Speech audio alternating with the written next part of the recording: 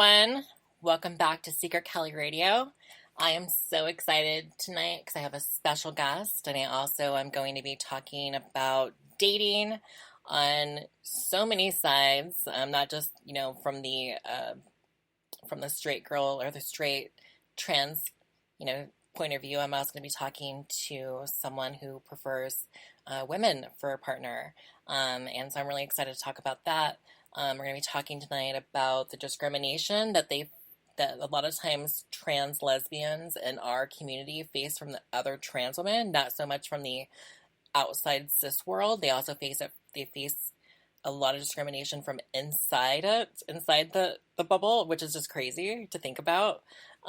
We will be talking about dating in general. We're going to be talking about about passability.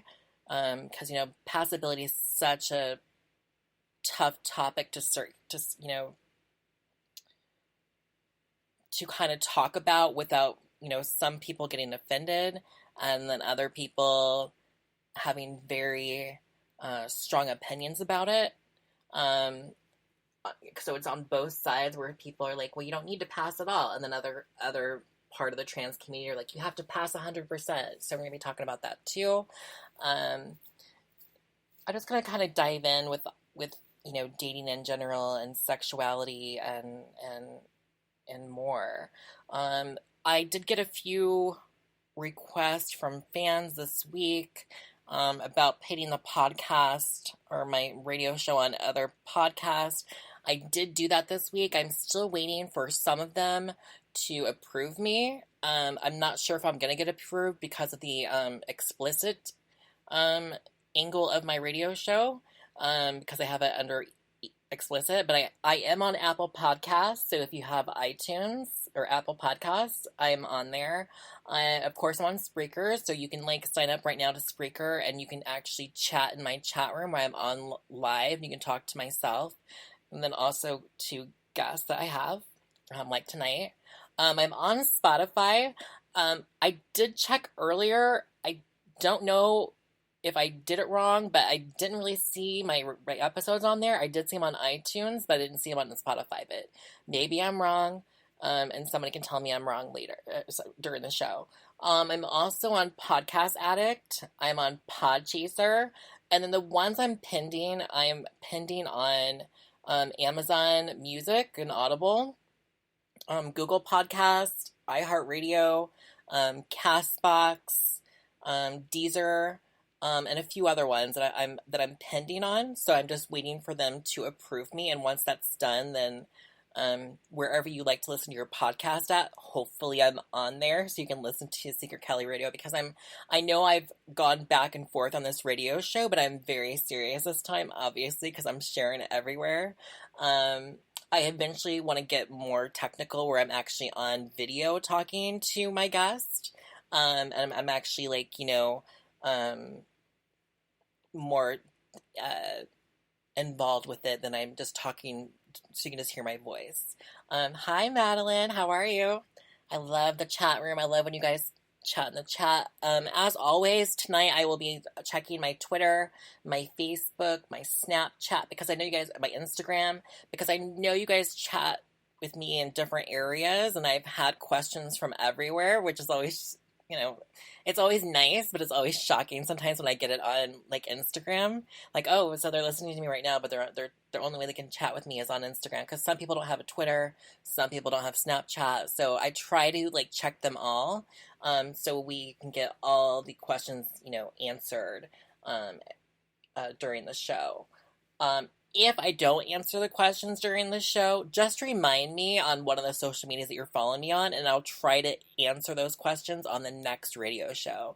Because my radio show is it's not so structured that I can't just bring up another topic, but I do like a little bit of structure on my show. But I like a really organic conversation with everybody, including my guest. I like it to be organic and real, and then most of the people I'll probably have on is going to be those who identify as female, meaning anyone that's female or identifies as female. It would be a girl talk, and I think that would be really interesting for guys to hear the female perspective, especially the trans female perspective, of how what we like, what we don't like, because a lot of times guys that, you know, I talk to every day are very lost, which is why I wrote the book Stop Chasing, Start Dating, to help guys actually talk to us. And not just guys, women too, because I made sure when I wrote the book it wasn't just for men. I understand that, you know, it's not just men interested in trans women. So that's why I'm doing this podcast tonight, or this episode tonight, and I have Julia here to kind of navigate that conversation as well. With that said, I'm going to bring in Julia. I know she's waiting on the line. I'm really excited to have her. We have been playing Fortnite like crazy. We've known each other for a while now via social media, and I started playing Fortnite this year, and I started playing with her, and she's awesome at it. So hey, so Julia, come on in. Hey. Hi, Kelly. Hi. How are you? I'm good. I'm so good. I'm so happy to be here. Thank you so much for inviting me on your show. Thank you so much for doing it. I'm so excited to have you, and like I said, I knew you'd be so good because we have such good conversations on Fortnite, and like we kind of talked about this already through our Fortnite playing, because when we're playing Fortnite, guys, we have serious dialogue sometimes. It's weird, but we do it. It gets real. It's organic. I mean, it's like we're just chatting, we're just talking. Yeah, so it's really. So we're like actually having like real conversation while we're like killing somebody, like eliminating. I'm sorry, eliminating. So, but tonight I kind of want to go over definitely the lesbian side spectrum of the trans umbrella, because I know from being in so many social media crowds in the trans community, and then them freaking out when I did my first trans on female scene. Mm-hmm. They were like, ew, why are you doing that? They were like disgusted by it, etc. And I just couldn't believe the pushback I got from my own community. So it always interested me to like, why would that be when they're, I get it, because they're like, you spent, like, most of them think the way that a man does, I think, because they're like, you spent all that money and you transitioned that much just to go, just to stay with women. Why would you do that? That's what I think that's like their male. That's like a very male perspective, don't you think? Like that's like, because that's what I got from it when they were telling me, how dare you? Like even when I even got pushback when I top, like when I used to top in all my scenes. A lot of trans girls would judge me then too when I topped in my scenes. They'd be like, "How dare you use your penis? That's so gross. That's so manly." Yeah, I mean, this,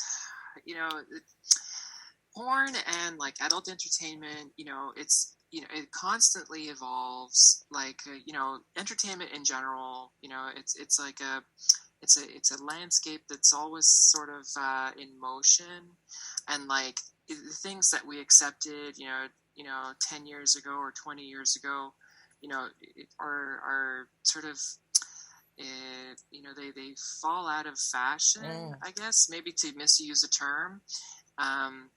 It's kind of like they become sort of antiquated. We move on, and we see sort of erotica from different perspectives, but it's not like the last 20 years are exceptionally different. If you wind back the clock like 100 years, for instance, the things that were attractive or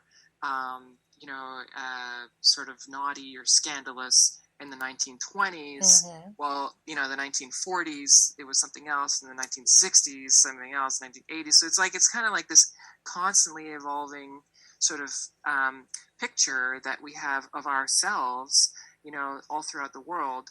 And to bring it just back down to, what we're talking about, like trans erotica, trans women, trans men, sleeping, having relationships with, performing with other performers, et cetera, it kind of just evolves. Another when I guess first started learning about the trans landscape. I'm going to name drop here. One of the really big names at the time, and still today even, is Buck Angel. And poor Buck has had come under a lot of criticism. But he and Alana Starr did one of the first really, really huge trans scenes.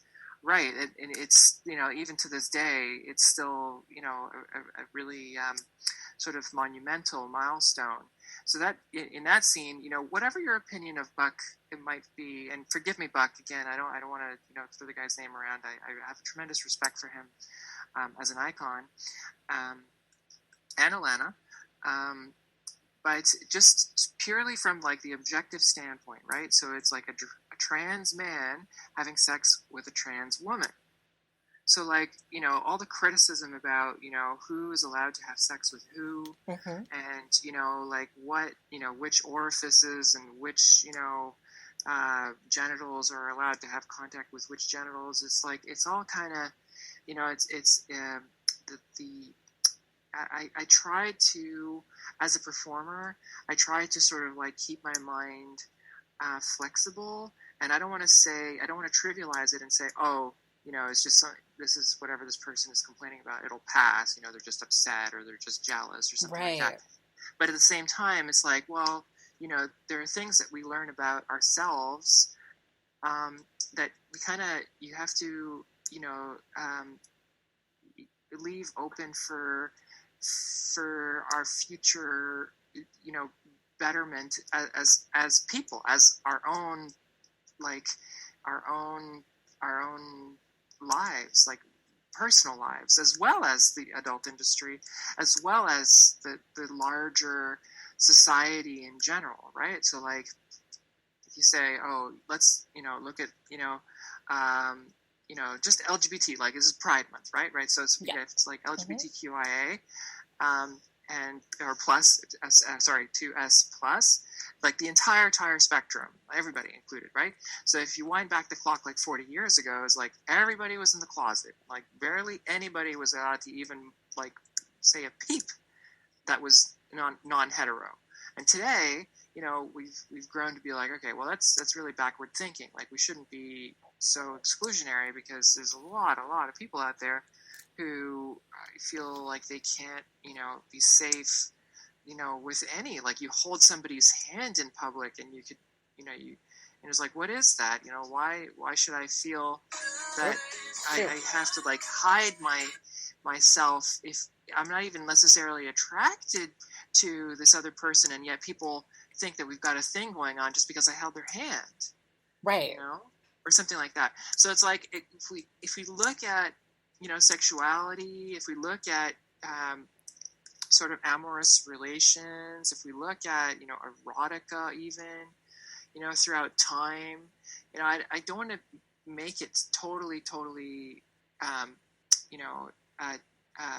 arbitrary, like, oh, nothing matters. I'm not a nihilist, but I think that as we grow as humanity, and North America and Western world and the world in general grows, and we understand ourselves more, like we can I think we could like stand to gain a lot by like taking it down a couple notches, for crying out loud. Like, what are we talking about here? Like, are we all like just trying to get at each other's bank accounts? Is that what this whole thing is about? Because if that's the case, then that's pretty sad. Like, that's not gay. Right. That's not LGBT. That's not nothing.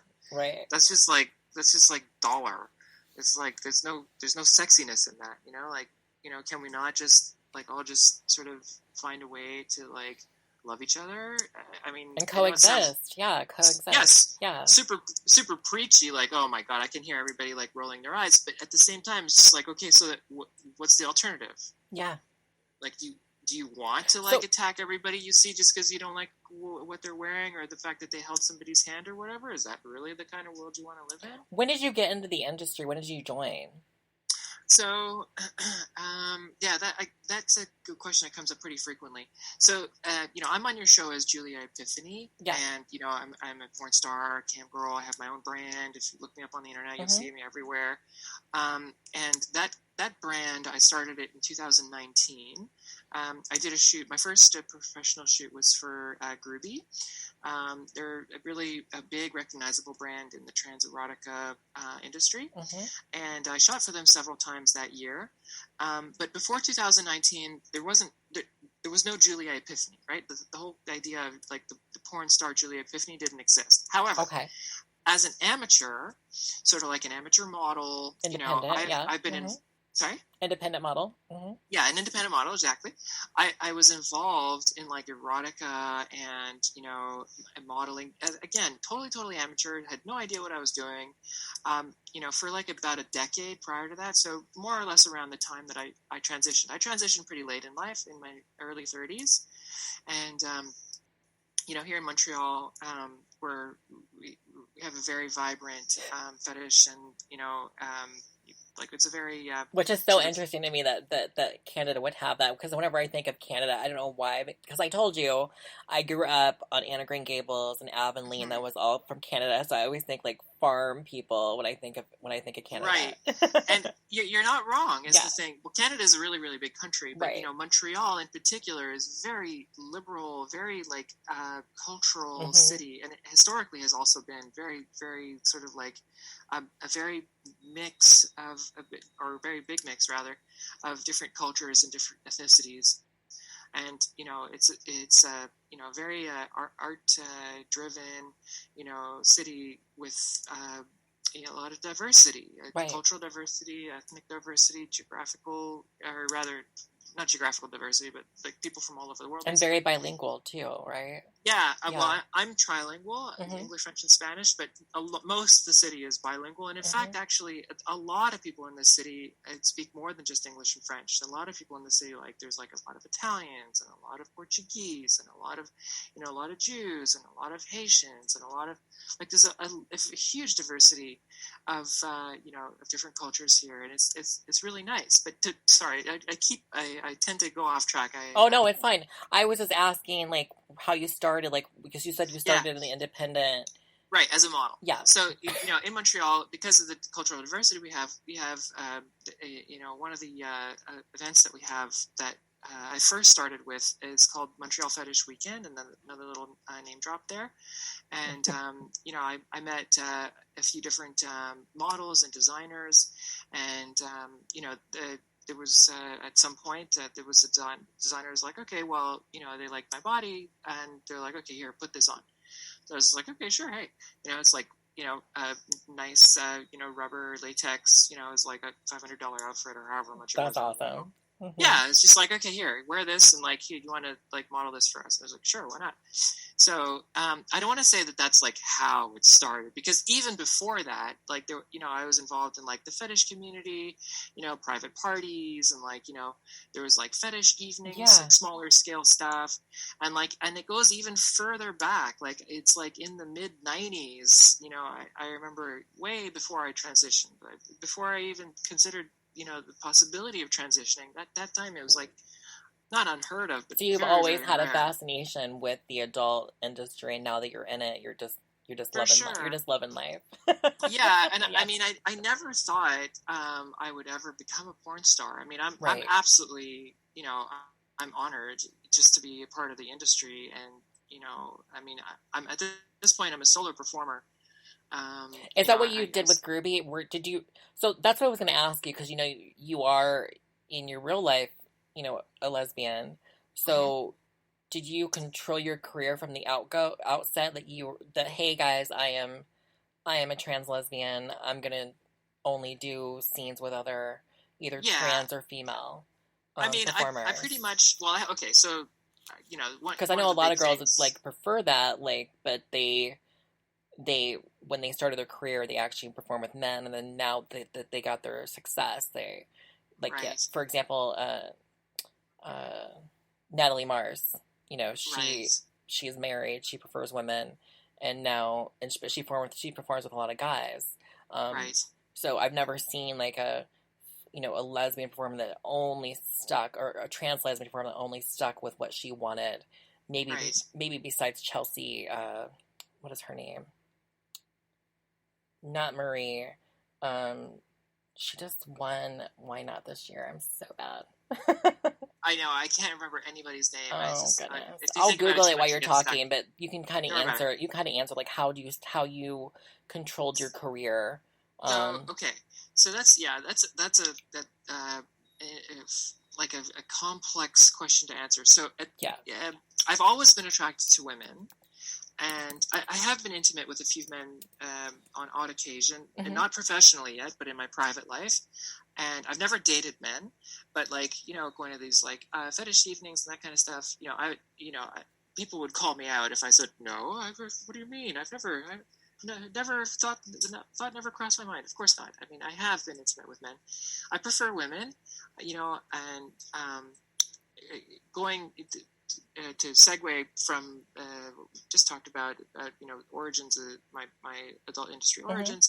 When I started my transition, I got hit on a lot by men, and it was always the same rhetoric. It's always like, oh, you just haven't met the right guy, yeah. Or like you just need a big enough dick, or whatever. It's all that standard, which what cis lesbians go through all the time. Yeah, right. Same so thing. I was like, oh yeah, y'all think I'm fucking joking? Okay, fine. How about this then? So on my 35th birthday, I can't remember. I got the tattoo on my chest, across the right side of my chest. Big ass, super obnoxious tattoo is. Two female symbols linked, right? Love it. So that was kind of like, okay, sure, you can say whatever you want about me, but you're also going to have to like talk through this literal, like it doesn't even have color on it. It's just like a black and white stamped tattoo right on my chest. Is with a big ass, lesbian symbol with a big heart around it. So it's like, I don't want to say. The tattoo does all my talking for me. I don't like to say it that way, but at the same time, it's just like I still get a lot of attention, and I don't want to like lead people on, but at the same time, it's just like I kind of I'm trying to make my orientation as clear as I can, right? Without telling the guys basically like buzz off, because. I have had some really nice intimate occasions with men, and they have been like super nice and respectful towards me, and but I want that on my terms. On your terms. I am attracted to women. I'm not a gold star lesbian. Like I don't want to like suggest that like I said, like I've never or could never be intimate with men. That's not true. Right. But I prefer, women, and I would prefer to work with women. I would prefer my career sort of goes mostly in that direction. So there you go. No, I like that. And the lady, thank you, Madeline. It was Chelsea Poe. That's her name. Oh, okay. I see. So she's very predominantly a lesbian. I know she had a lot of like backlash with a lesbian film director who wouldn't allow her to do the scenes because she's herself is only interested in cis lesbians, and that was kind of like a big thing a few years back. And I am of the, maybe it's because I'm from the, I transitioned in the 90s, and I'm old school in that way. I just think that you're attracted to what you're attracted to, and you can't force that on anybody. And if somebody is predominantly only attracted to a cis woman or a cis female vagina, then have at it, and the same with like, with trans men. Like, I have trans girlfriends that would never ever date a trans man. But would I? Yes, I would. But we have different standards, and right. And for me, I've had personally, like either on film mostly, I've had sex with every single gender there could be, besides maybe non-binary. But like I've had sex with trans men, women, trans women. Right. And so I've explored all of it. And for me, I prefer men. Like, I've men and trans men. I can go. Cis men and trans men. Yeah. So, um, and the reason I say trans men is because I've met. At first, I would never, in my mind, I would never have even thought about dating a trans man because of, I don't know, because I thought, oh, maybe I'll miss, XYZ. You know what I mean? Um, but then, like, when I actually started, like, going on dates with one and talking to him and seeing him as the man that he is, kind of like, I think the same way that men do when they go on dates with us, I was like, okay, I can get over this, and how hypocritical of me if I'm asking a man that dates me, if he's not 100% on board with my downstairs, to like, hey, get past that. Fall in love. And so my motto's always been fall in love with hearts and not parts. Right. And so I think that, I find like a lot of times trans women, especially younger trans women, like when I was asking about the pushback, I feel like a lot of times they're so obsessed with being overly feminine that anything that they think is manly, they are automatically becoming like, they're like, oh no, have to cast that out, that's gross, it triggers their dysphoria.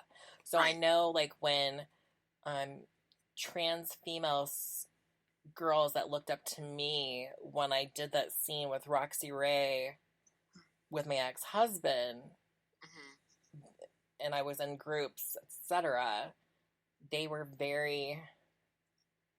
trying to be respectful, but at the same time they were poking fun, and they were also like, oh, how could you have done that? Like, I thought so I was wondering if you got that same pushback at all from the trans community when they know that you're, a trans lesbian.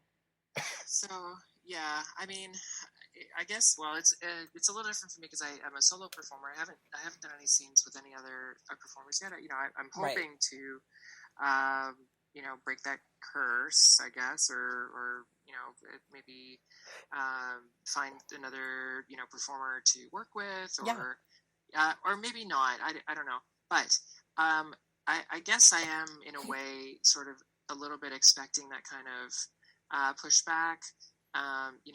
The trans community, it's so contentious, just in general, how we fit into like the rest of, world politics and all this, the world view, yeah.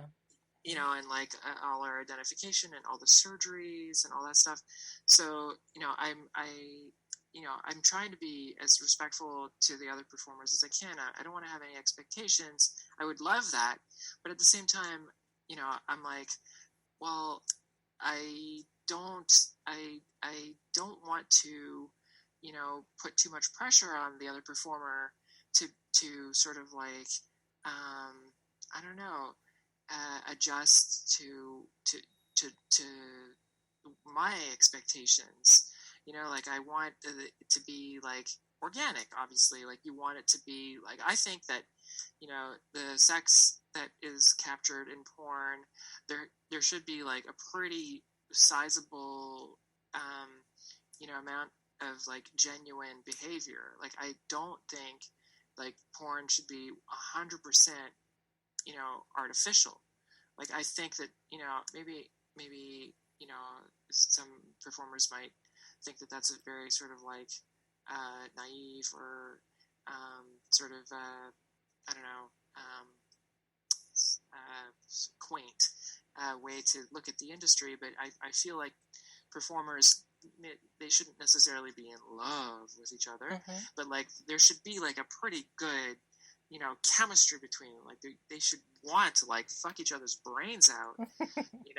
I mean, to put it bluntly, and I if I get to the point where I'm, I think that happens more with like the clip artist creators, because they actually spend time talking to each other before they meet up. I think it's a lot harder when you're on a porn set and you met like the person 5 minutes before, and you're like, hey, how are you? For sure. All right, For I'm gonna put my dick inside you now. Right, You know? and I get that. Yeah. I understand that, when it comes to like big budget AAA performance, Yeah. don't have a lot of time to just be like sit down and like talk about the birds and the bees. Like, it's there's a schedule involved, but I still think there should be like, you should look at somebody and you should be like, if we weren't on set right now, I would want to bang you. Which is what I've always kind of done in my career, because I've always been so picky about the men. Before I was even married and I was doing scenes as Kelly Shore or whatever, I always tried to pick the guys on my own that I would actually try to fuck. Right. Because I know that when like Groovy or whoever would pick the guy for me, and then I would show up, there was many times I had him replace the guy. I know they would get annoyed with me, but I mean, I did. I was like, I don't know, can't do it. Sorry, gotta get somebody new. Right. But I find, and that's what I liked about when I was married, because it was very organic, and I could bring him in, and it was just, more natural, and it wasn't a setup, and it wasn't, whatever. Right. And I do like the authentic side of it, and I feel like a lot of people, if you look at Pornhub and you look at like other sites, amateur porn is watched way more many times than the professional production porn, because they want that realness that you're talking about. And I do like what like on kink sets. On kink sets, I do like that there's a like they kind of do like an interview process. So, like, before the scene starts, they give you, like, 10, 15 minutes, maybe 20 minutes to kind of talk to each other and kind of get to know each other. And sometimes it works out, sometimes it doesn't. Like, on my first scene, it didn't work out because the guy was... Well, I never performed with a gay man before, first off, because I never had sex with a gay man before. So, my very first scene was with this guy named Jason. And I didn't really find him attractive, but he wasn't, like, the worst. And so I was trying to find something that I could find relatable or find sexual in him. So I was trying to ask him questions like, so how long have you been into trans girls? And then when he answered, I've never been into trans girls. And I'm like, oh, okay. And then I'm like, so you're into females? He's like, no, I'm gay. And so that was like, kind of like, I was like, oh, okay, shoot. Because I was like already not into him, then I was trying to figure out how to do something. But then I was thinking, because it was my first scene, for a porn studio, and I was just like, I gotta do this. I have to do this, because I'm not, if I'm gonna make it in the industry, I have to do this scene. Right. It was like the worst scene ever, but the next day, because they do two scenes, usually when you go to kink, back in the day, kink is more like where they're not, it's not the same setup anymore. Like when I was performing, it was much different. It was a lot more bougie. Got it. So, but they usually had like, the next day you'd have another person. His name was Jason too, but this guy was actually trans attracted. He was very attractive, and that scene rocked. But what I loved about the scene, when I went back and looked, because I always looked at the comments, because they give you like a sign-in to see the reviews of your fans that like were watching, or whoever was watching the production or the movie. You can kind of, Kink would give you an like a username to go in there and talk to your, like, say thank you guys, have fun watching, whatever. And then I was watching like the comments, and I was glad that all the comments about Jason, the first thing I ever did, it was all like, why isn't he into her? Because he was not acting at all. He was like the worst. He could tell like he was not into trans women, So they're like, she's the goddess. Why isn't he, like, list goes on. Right. And so those are the type of things you're probably talking about, where it's like very, very obvious, and it's very like bad. Like a lot of times when like girls, they do like the girl on girl, and you can tell that they're not into it at all. Yeah, exactly. That is the worst. Because I've seen those scenes. Like, I don't watch, lesbian porn, but, when you're on Twitter and you follow certain porn stars, it comes up, Right. And, or you you follow certain, like, pages that pit, like, different types of scenes out.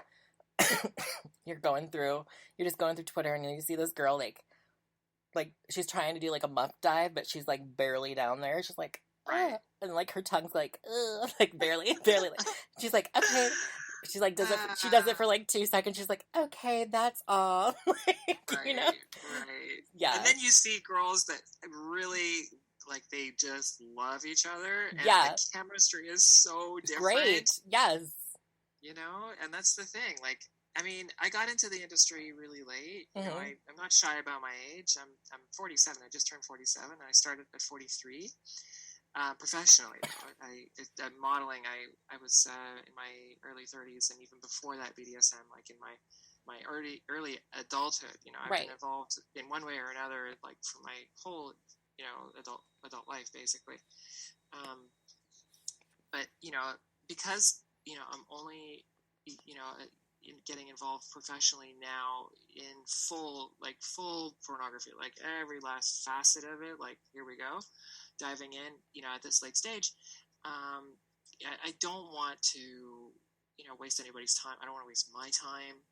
You know, I don't want to waste the other performers' time either. I don't have like 10 years of, you know, time to like figure things out, quote unquote. Right. You know, I want the, you know, any porn, any productions that I do, you know, if I'm going to, you know, put my brand to it or the other performer's brand to it, I want to make sure that, you know, it's good, you know, that I'm happy with the product, and that the people that are behind the product, they, you know, they stand behind me, and they you know, they're proud of putting it together, and that, you know, if it gets on DVD, that, you know, the DVD, that we're happy to sell that, or, you know, this is like, you know, I want there to be like, I don't know, like, I don't want to sound too corny, but like, I want it to be like a good, you know, a good college try. You know, like, you know, really. Well, what's the point of being here if you're not, like, I get, like, because, you know, being a cam studio owner, I get girls all the time that think they're going to, like, you know, come into the industry, and it's gonna be like, just because they're like a pretty girl, they're gonna like take off. And you know, on webcam, they always get shocked that it takes more than just being a pretty girl. You know what I mean? Right. And so you find a lot of them won't last more than like a month. So like, I have a lot of rollover in my studio. And I always find the girls with the personality and the drive to be here, and the ones that want to actually work because they treat it like a job, are the ones that stay. And I find that that's who you are. That's what you want to do. Like, you're putting the work in. You want to make that happen. And I always feel like the girls that don't put the work in and they just want to kind of like, you know, be lazy about it, they're not going to get anywhere. Because I think that most people don't realize how hard our jobs are. And like, our social media, like, that is never ending. Like, your job doesn't end. Like, you're all like, when my ex-husband, not to talk about him, but he was really shocked after he started dating me, like, how much I worked. He's like, you know, you're always, he's like, you're always either promoting something, you're always hustling. He's like, you know, we can be on a date and you're hustling something, or you're trying to sell something. And he's like, so he would tell, like, that's the one thing that my ex did respect about me, because he would always say to his friends or to his boss or whatever, when they were like, oh, you're married to a porn star or whatever. He's like, this woman works 24/7. He's like, she works constantly. You kind of have to in this business. Yeah. That's the thing. It's so demanding. Like, I've heard a lot of people compare it to like athletes, like pro athletes. Mm-hmm. It's very hard on the body. It is. You really, and it's hard on the mind, and mentally, too. Mentally, yes. It's really demanding. Really demanding. You really have to be on top of it. Like, maybe not 24/7. You can burn yourself out, but like, there's like the entrepreneur. You have to be a really strong entrepreneur. You know, even if, you know, you're signed to, you know, as a contract model or whatever, even if you're not independent like I am, or like you are, for instance, mm-hmm. you still have to be on top of it. Like it's your whole life. Yes. You know, like, you really, like, the famous expression, the camera does not lie, applies to porn 100%. You know, if you look like you're not enjoying yourself, if you look like you're putting in like half an effort, people would be able to see that. Exactly. They may not say it in the chat, and they may not, you know, comment or whatever, engage with you on social media, because, you know, I mean, there is still decency left in the world, as much as we would try to deny it, but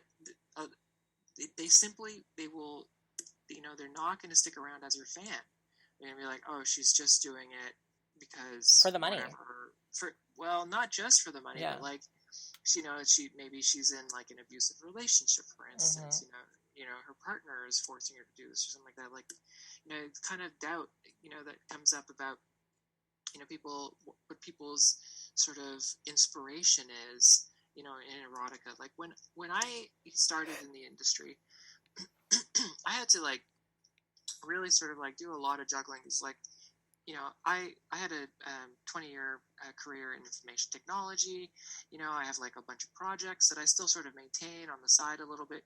Right now, my direction is definitely, adult entertainment. That's as much and as legitimately as I possibly can with my resources. Mm-hmm. But, prior to adult entertainment, like all of that, professionalism and all the things that I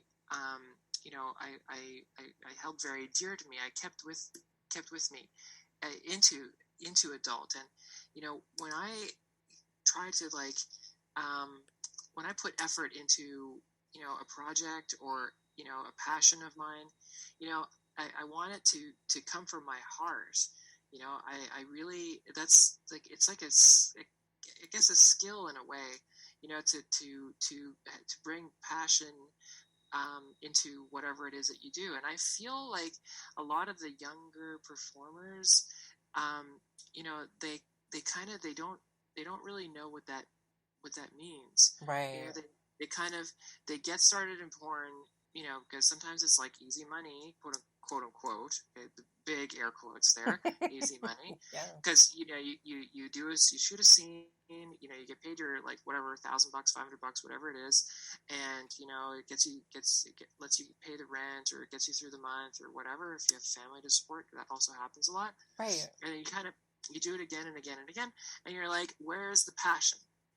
Am I attracted to any of these people? Do I really like this thing that I'm doing for the camera now for the 50th time? And it's like, if you start in adult a little later in life, and you have like a few years of doing something that is, not performance driven, not where it's like you have tons of people scrutinizing you. Let's say you're an artist, it's kind of vague, but let's say you paint, or let's say, I don't know, you talked about video games earlier. Let's say like you really like playing video games, mm-hmm. And you were like, I don't know, you're like a gamer girl or something like that, and like people are not judging you based on how many, wins you get, or how many different games that you play, or how quickly you can go through a maze or something like that.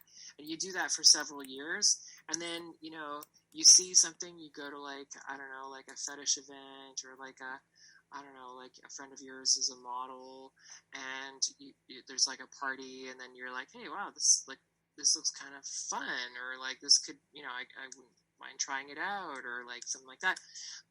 And you get involved in it that way, then you have like, some background, so that you can sort of like focus your energy and like, drive passion, into the porn, mm-hmm. from a different perspective. So there's a lot of different thoughts there. I was trying to keep my train of thought fairly focused, but the point that I'm getting at is, if you start really early in porn, yes, you have the benefit of being young and having, a very sort of like, the youth factor is a really big deal. But then the problem is you get burnt out real fast, because mm-hmm. you end up doing the same scenes over and over again for like 3 or 4 years. And unless you're like, top, performer, like someone like Angela White, or someone like, Adriana Chechik or something like that, you're kind of like, oh, okay, well, I'm going to just do something else. And then what do you do after porn? Right. See, which like, is what we always talk about in the union. When we talk about, like the series on Netflix, Life After Porn.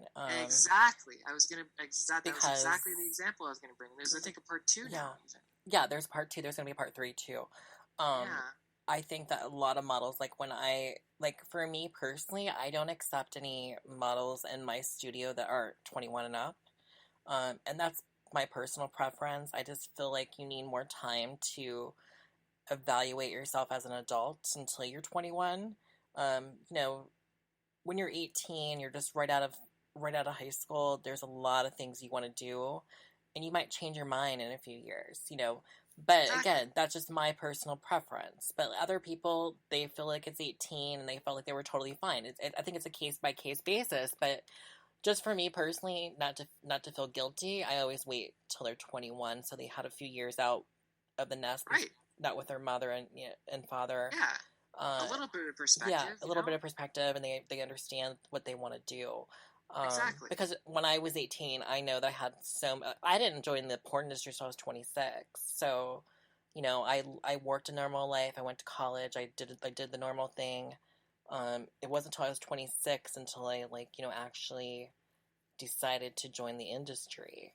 And by There you then, go. I already knew who I was, had a lot of There you go. confidence, you know, I had support that I needed to be in this industry, because I know that this industry, especially with the females, they go to Florida, which is like usually at least in America, the starting ground for a lot of these girls. They go to a model house in Hmm. Florida, Right. and then maybe 1% of those models will make it, Right. There you go. That's and exactly most it. of them have, like, you know, many scenes, and then they're out of the industry within a year. There you go. Yeah, So and yeah, it's not because they can't, I don't think that it's because they don't have, they're not good looking enough or not no, willing to it's not succeed. that. I don't think it has anything to do with that. I Everyone think has, I feel like genuinely, sometimes it's not about looks all the time. It's about no, your spark on camera. Somebody that's what I'm has a talking about. spark, and those people that have a spark are the ones that are going to be set, you know, that's going There to you make go. it. It's not always explained. And that's all of this kicks back to what I we were talking about earlier. Why, I why is it so important to me to be true to my gender, Hmm. identifying as a woman, as a trans woman, but also I don't want to say being so hardline about it, because I'm not exclusively attracted to women, but just to say, like, okay, well, maybe the porn industry right now is mostly about trans women being paired with cis men, or even sometimes gay men, I guess. Which is But often because we can't get a lot of guys to come and do scenes that will actually show up. right, but it doesn't have to be that way. Is the Hmm. thing. That's kind of, I guess, what I'm saying is that like, I mean, society, it grows organically as a result of what people want. And even though the adult industry is often criticized for being so, like, um, sort of, I don't know, like, narrow-minded, and Mm. just sort of like, just shoot it because it'll sell, as opposed to because you like it. It doesn't have to be that way. And we can grow as performers. And okay, maybe I might not shoot as many scenes as, like, a trans That's woman groupie, who you shoots know. with Yeah. guys. But it's like, if quantity doesn't necessarily equal quantity, and or sorry, quality does not equal quantity. And if I think, if some of the performers maybe sort of like uh, focused more, a little more, maybe not every last scene has to be like the perfect sort of like poetry, sort of like French film, like everybody's Mm. exactly. I mean, I'm not talking about that. There's still, the hardcore porn. I like hardcore porn just as much as the next person does. But Lots of gonzo, yeah. Gonzo stuff. I There's love tons of that. gonzo. There's tons of gonzo and trans porn. For sure. There's just And, has like, now there's just now been like trans romance and things like that have been giving a more real life view of trans sex, but like there you go. but overall we've mostly have done gonzo in our movies. Right, right. And the industry, there has to be movement, even in that sense. You know, it can't always just be only gonzo for the rest of eternity. Like, eventually people are going to get bored of that. It's like, okay, well, what about, you know, having like a tiny little bit, and like, they don't these have. people That's why have they keep on. lives? That's why so many people are going to only, like, the porn directors and the porn companies. They blame, like, you know, OnlyFans. They blame these many vids. They blame sites like this where models can make their own content. But honestly, the models that are making their own content are actually having storylines. They're actually, you know, putting production into it. They're actually, you know, making Right. it more entertaining than a lot of these directors. Because some of the best directors that I know in the business are the ones that have maybe their type and their fetish, and that's the only thing they shoot. And they're the most successful that way because they only shoot things they love. Versus somebody that just shoots everything, just like you were saying, everything for you know, because it was going to amount to $1, you know, Right. which is what most companies are. They just shoot whatever, whoever, a body, Exactly. as long as it will make them some kind of revenue. Right, and it's a race to the bottom. Yeah, you know, and I think it's like, it really reflects poorly on our industry in general. right. Like, there's room for gonzo for sure, you know, but there's also room for a little bit of like actual, like, directing, you know, story, you know, like, you know, the sort of like the wider perspective of entertainment applies to erotica and, you know, the adult industry and models just as much as it would in any other business.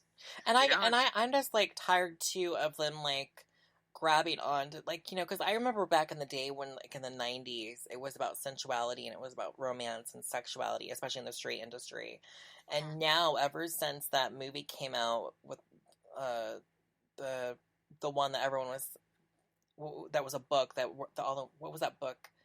The BDSM book, that 50 Shades? 50 Shades of Grey. That's what it was. 50 Shades of Grey. Oh my god! You know, that was like so softcore, really. But I mean, when you watched it, it got so many people happy and excited, and, you know, mainstream people. So the porn industry, obviously, they grabbed onto that, and now when you see men in porn, especially like on Brazzers or something like that, you see them like so much more aggressive.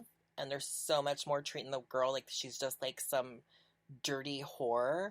And I don't particularly take to that, but, you know, that's okay to have, of course, like, because that's somebody else's preference. But they need to also bring in a little bit of the romance back. They don't need to slap a girl around like she's, like, you know, make her all red. Like, I remember seeing this scene, like, I like Chad White. He's the guy that I watch in porn when I'm horny. I watch Chad White. And I remember seeing a Chad White scene, and I turned it off immediately, because of the fact that I know it was a setup. I know it was, like, you know, obviously, but he, like, shoves this girl into the mirror and it breaks. You know, that's how rough of sex it was supposed to look like. You know, obviously it was edited and it was, you know, whatever. You know, behind the scenes, special effects, yada, yada, yada. But to me, that's just taking it too far on my end. Like, I just find that to be really too far. But someone else that was watching that could totally get pleasure out of that, because we all have different, you know, visions of what sexuality or sexy is. But the problem is, I find with the porn industry, is that they don't stop doing the same thing. Like, remember when anal blew up? Everything was about anal. In the straight industry, it was anal. Everyone had to do anal. If you didn't do anal, you're not going to get hired. That's what that was the message. And now it's, you know, you have to be able to get smacked and beat and called a whore and whatever else, or you're not going to get hired. So they kind of like do it, and then they keep on doing it till the next craze comes over. And I think that's the real problem with the big industry, or the big corporate industry of the corporate of the corporate world. They're complaining about OnlyFans. They're complaining about, you know, these other sites that are taking away their traffic. But honestly, it's because a lot of them are having sex on the way they like to have sex. They're having real sex. They're not having some, you know, scripted, you know, scripted play, and it's not being like paused every 5 minutes for for a different angle, it's real sex, and it's also sex that they love. So it's like it's more authentic, and like you're saying like earlier, but it's not where it's so contrived and it's just the same thing Right. over and over and over and over and over again. And like Totally artificial. yeah, totally artificial. And I'm really happy that trans are making it over to Brazzers, and you know they're that's really awesome. Girl, I'm on my radio show. No. Goodness. But like but it's very interesting to me that they're bringing that in, because you know obviously trans is becoming more mainstream, but it's always been, it's just taking them for years to realize it.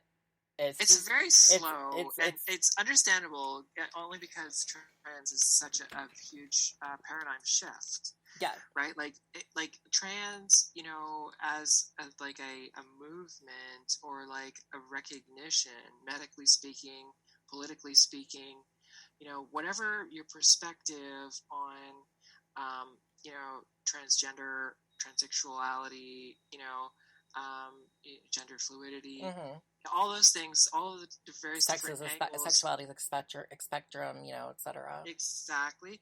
The things that, you know, we enshrine in, you know, the LGBTQIA2S plus movement. I hope I said that right. You know, it's all sort of like, they're all different explorations of our sexuality. That's my position. Yeah, and that's the way the porn should be. Right. Exploration. And, you know, because it's so profound, because we're challenging, you know, heteronormativity, you know, it's understandable, not to excuse it, but it's understandable that it moves a little slower than sort of like, you know, trying like a different, let's say, I don't know, like a different camera angle or a different lens, because like, you know, the movie industry, you know, I mean, the higher up, you know, all the really big names like Disney and, you know, all those guys, you know, as technology for cameras improves, you know, the type of discussions they have is, you know, what type of, you know, signal processor, or how to, like, you know, what kind of lens to use, or from this one company, or with a type of lighting, or this full spectrum lighting. Those are the discussions they have. You know, all the whole, like, you know, the gender thing, they don't get into that because it means nudity. Right. Rarely, right? So porn, we don't talk about the technology as much. It's still a part of our discussion. We're more talking about like the integral, like the actual biological, you know, side of things, and that's so complicated. Like, it's so complicated. Like, as soon as you challenge heteronormativity, that's like, you know, you're opening up like generations of established thinking. You know, the equivalence would be kind of like saying, you know, for hundreds of years we thought the Earth was flat, and now we're like, whoa, you mean to tell me that the Earth is not flat? It's like, well, yeah, I know, it's kind of hard to believe. You know, you run all the calculations, we run all the numbers, and whatever this person's theory is they came up with, they're like, yeah, well, the world is round, actually, you know, kind of actually makes a lot of sense. And like, I don't know about that. You know, I taught my kids that the world is flat. You know, if I go home and I tell my kids that the world is round, they're going to think I'm crazy. Right. It's kind of the same thing. It's like you're proposing something to the public at large. You're like, well, I know you guys think this is totally nuts, but I mean, you know, we've discussed it at length, and we've observed it in nature, and, you know, every which way we look at it, it looks like, you know, gender is not something that is totally fixed. You know, gender, you know, you can be born, you know, one gender, and then throughout your life you can transition to, you know, another gender. You know, I believe in the gender binary, and I'm not going to speak about, you know, non-binary. I don't want to. I don't either. I don't try to. I mean, I'm all for. Wait, so let me. I have to clear my thought on that, because I really don't want to push back. I'm not trying to invalidate non-binary. Yeah, I respect people who are non-binary, and I will respect their pronouns. I am not non-binary, and I don't want to speak for them. Exactly. That's That's my position. That's always so it's always my position. Right.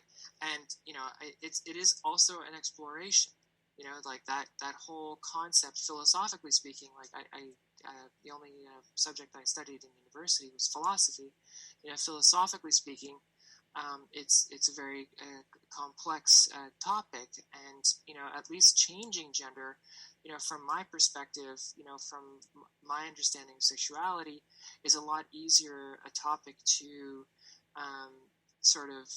to integrate in everyday life, because you're going from either femininity to masculinity or masculinity to femininity. Like there's no multitude of different directions that the gender can stem off into, right? So like if you're born one gender, you can make your way across the gender spectrum to the opposite side of the gender spectrum, or vice versa. But like you can't find like a completely what do you call it, perpendicular angle that is neither male nor female. That's my perspective, right, philosophically speaking. So that's I just wanted to just clear that one up before people jump down my throat and be like, look at this person trying to invalidate who I am. I'm not trying to do that. Just looking at it as a rhetorical, or like a no, I don't. That's my biggest problem. Like, I don't think that's problematic at all. I've always said, like, when I speak about trans issues, I speak specifically about a binary trans woman's perspective, because I'm binary trans, so I don't right. I personally can never speak for someone that's non-binary, because I don't understand, like, what's going on between the ears there.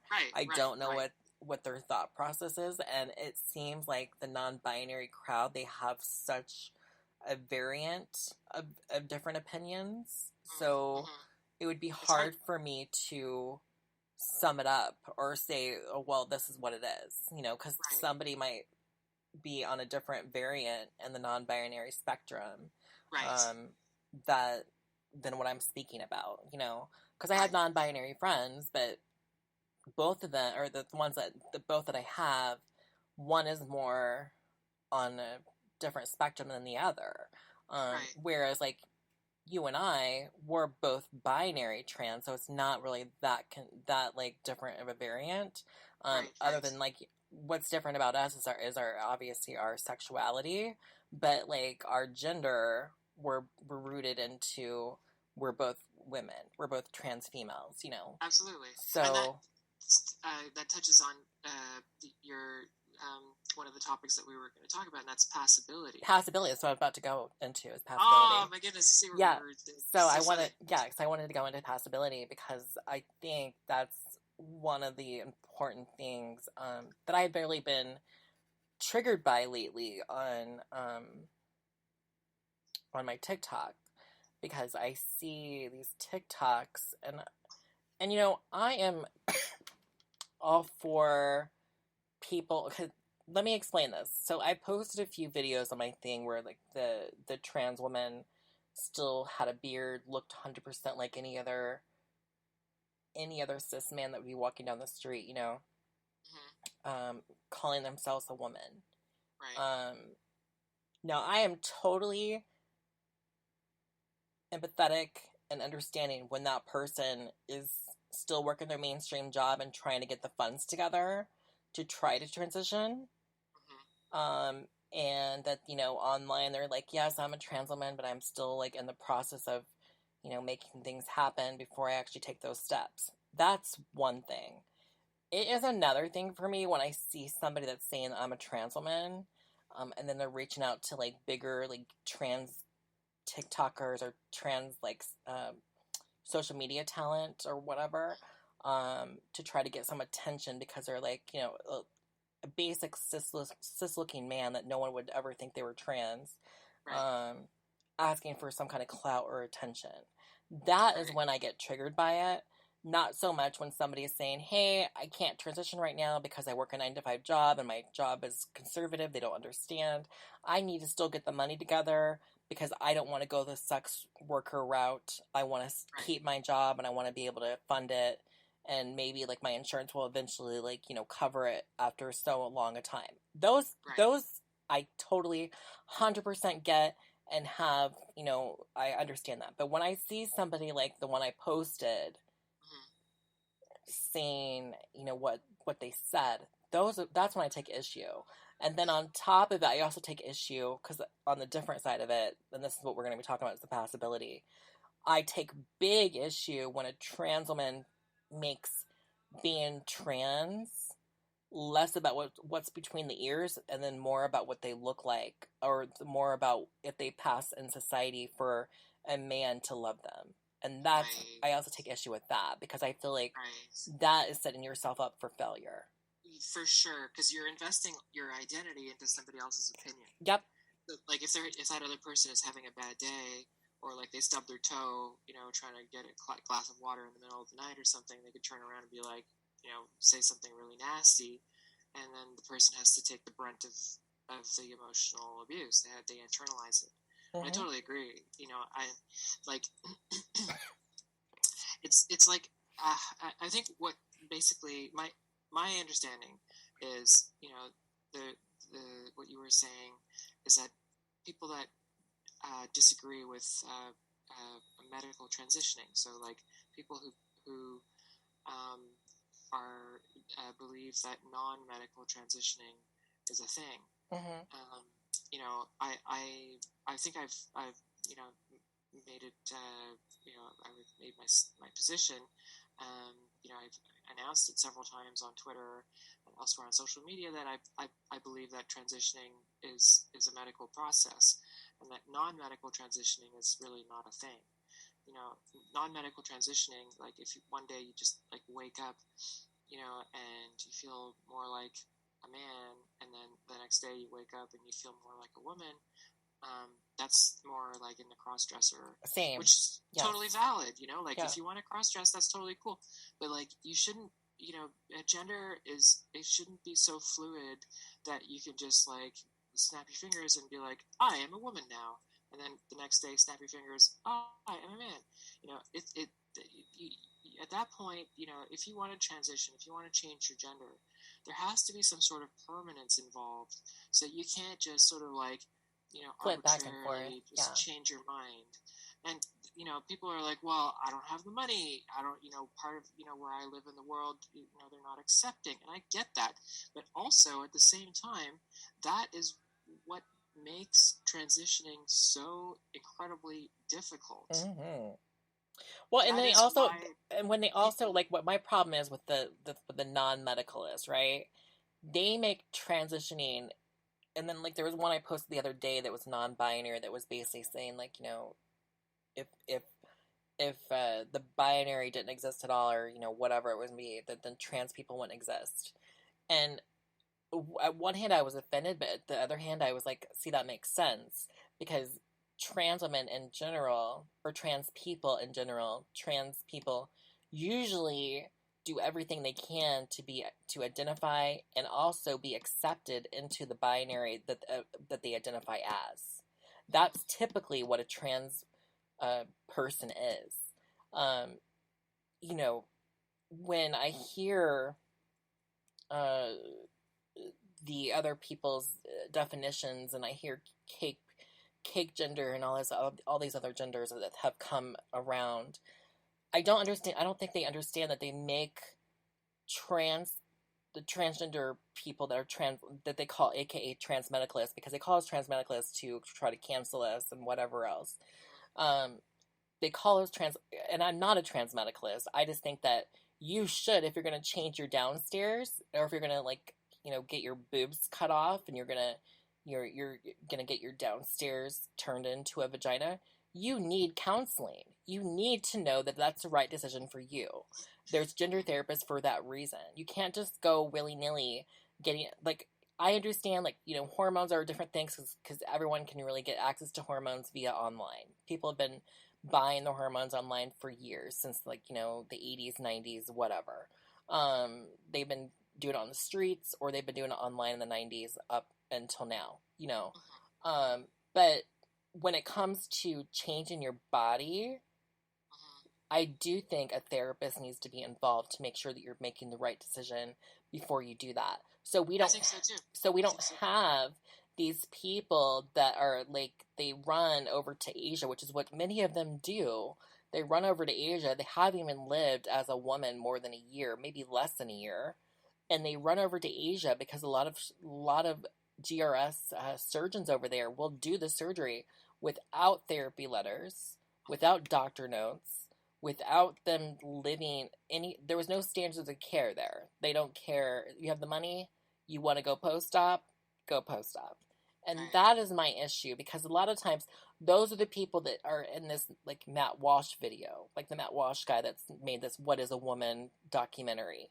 He is interviewing people that obviously transitioned without any kind of medical care, or transitioned when they thought XYZ, and now then they regret it like years later, or like a year later, or whatever it was, they regret it, and now their whole talking point is that transgenderism doesn't exist, I made the wrong mistake, et cetera, et cetera, et cetera. But here, he'll never, or people like him will never interview someone like me, or somebody like yourself, or somebody like somebody that actually will say, well, I've been living as a trans woman since 12 to 40 and I have no regrets, There's no conflict there, because it's like, there's no like, it doesn't help his point, or his bigoted point that transgenderism isn't a thing.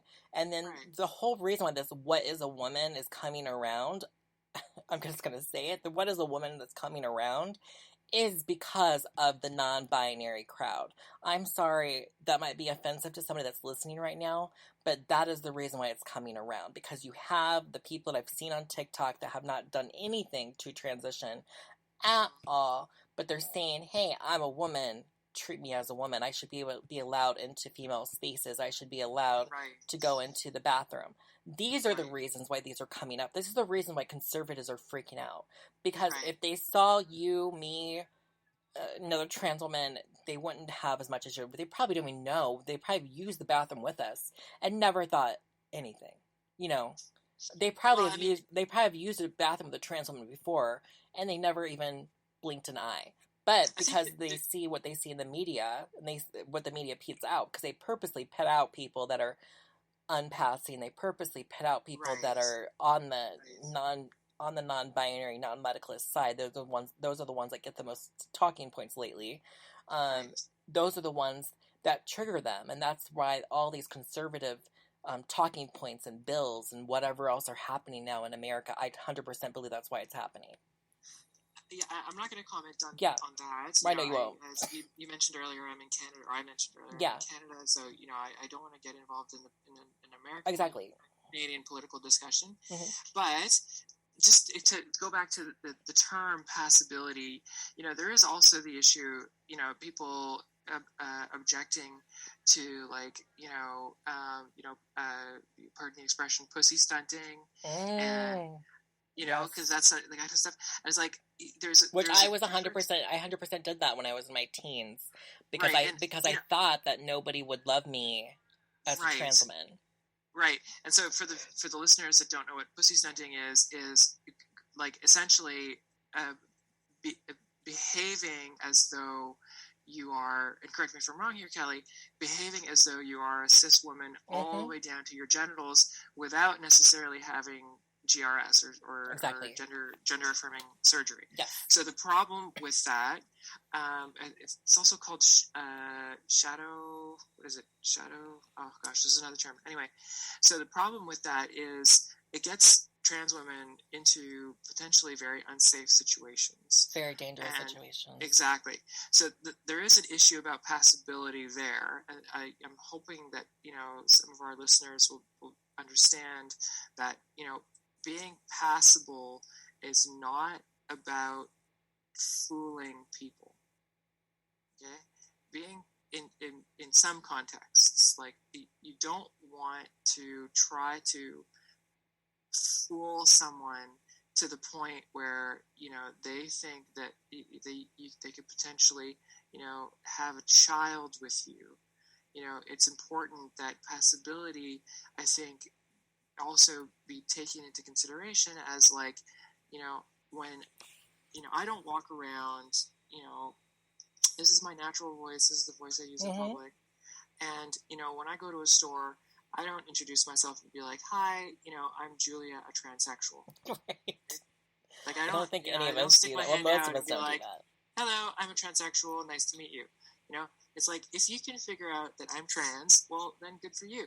But at the same time, I'm not. If somebody, gets all up in my face and you're like, you're a dude, I'll be like, okay, well, I'm not. But if you want to say that, then I guess fine. But, I'm not a man anymore. I was, and if you take one look at me, there should be enough sort of like clues or like, identifying sort of like features, they'd be like, okay, well, she might, her shoulders are a little wide. I'm not going to start naming all the things that, make me identifiably trans, but like, if you know what a trans woman looks like and you can pick out all the things that, the telltale clocking, whatever, all those typical things, if you know enough to know what a trans woman might look like and you can see that I'm trans, you should also be able to say, okay, well, this person has put a lot of effort into their appearance, so I'm going to make an educated guess that even though I could get up in their face about them being one gender or the other, they probably want to be interacted with as the gender that they represent. So that, for me, figures into the passability part of things. Yeah. It's like, if you present, without engaging in a verbal discussion, right? If you are on the street, like you said before, and you have, this, again, it's all stereotypes. So, like, general sort of like the cultural sort of signs or signature sort of like appearance of other people around you of whatever gender it is that you're trying to sort of represent. If that is sort of like the style or the appearance that you have, even if you're earlier in your transition and you might not have, done, I don't know, taken hormones or, had, laser hair removal or anything like that, people should be able to size you up and be like, okay, even under the best circumstance, like your biggest ally you could possibly imagine, right? Somebody that wants nothing but the best for you. They should be able to spot you and be like, that person clearly is, they want their appearance to be feminine. Feminine, yes. That person clearly wants their appearance to be masculine. And that is the problem that I have with all these bajillion different variants of gender. Yes. It's like, if I'm walking down the street and I spot somebody across the street and they're like wearing like, I don't know, like not, particularly feminine or masculine clothing, I don't know if I interact with them. I don't want my first question to be, hello, person.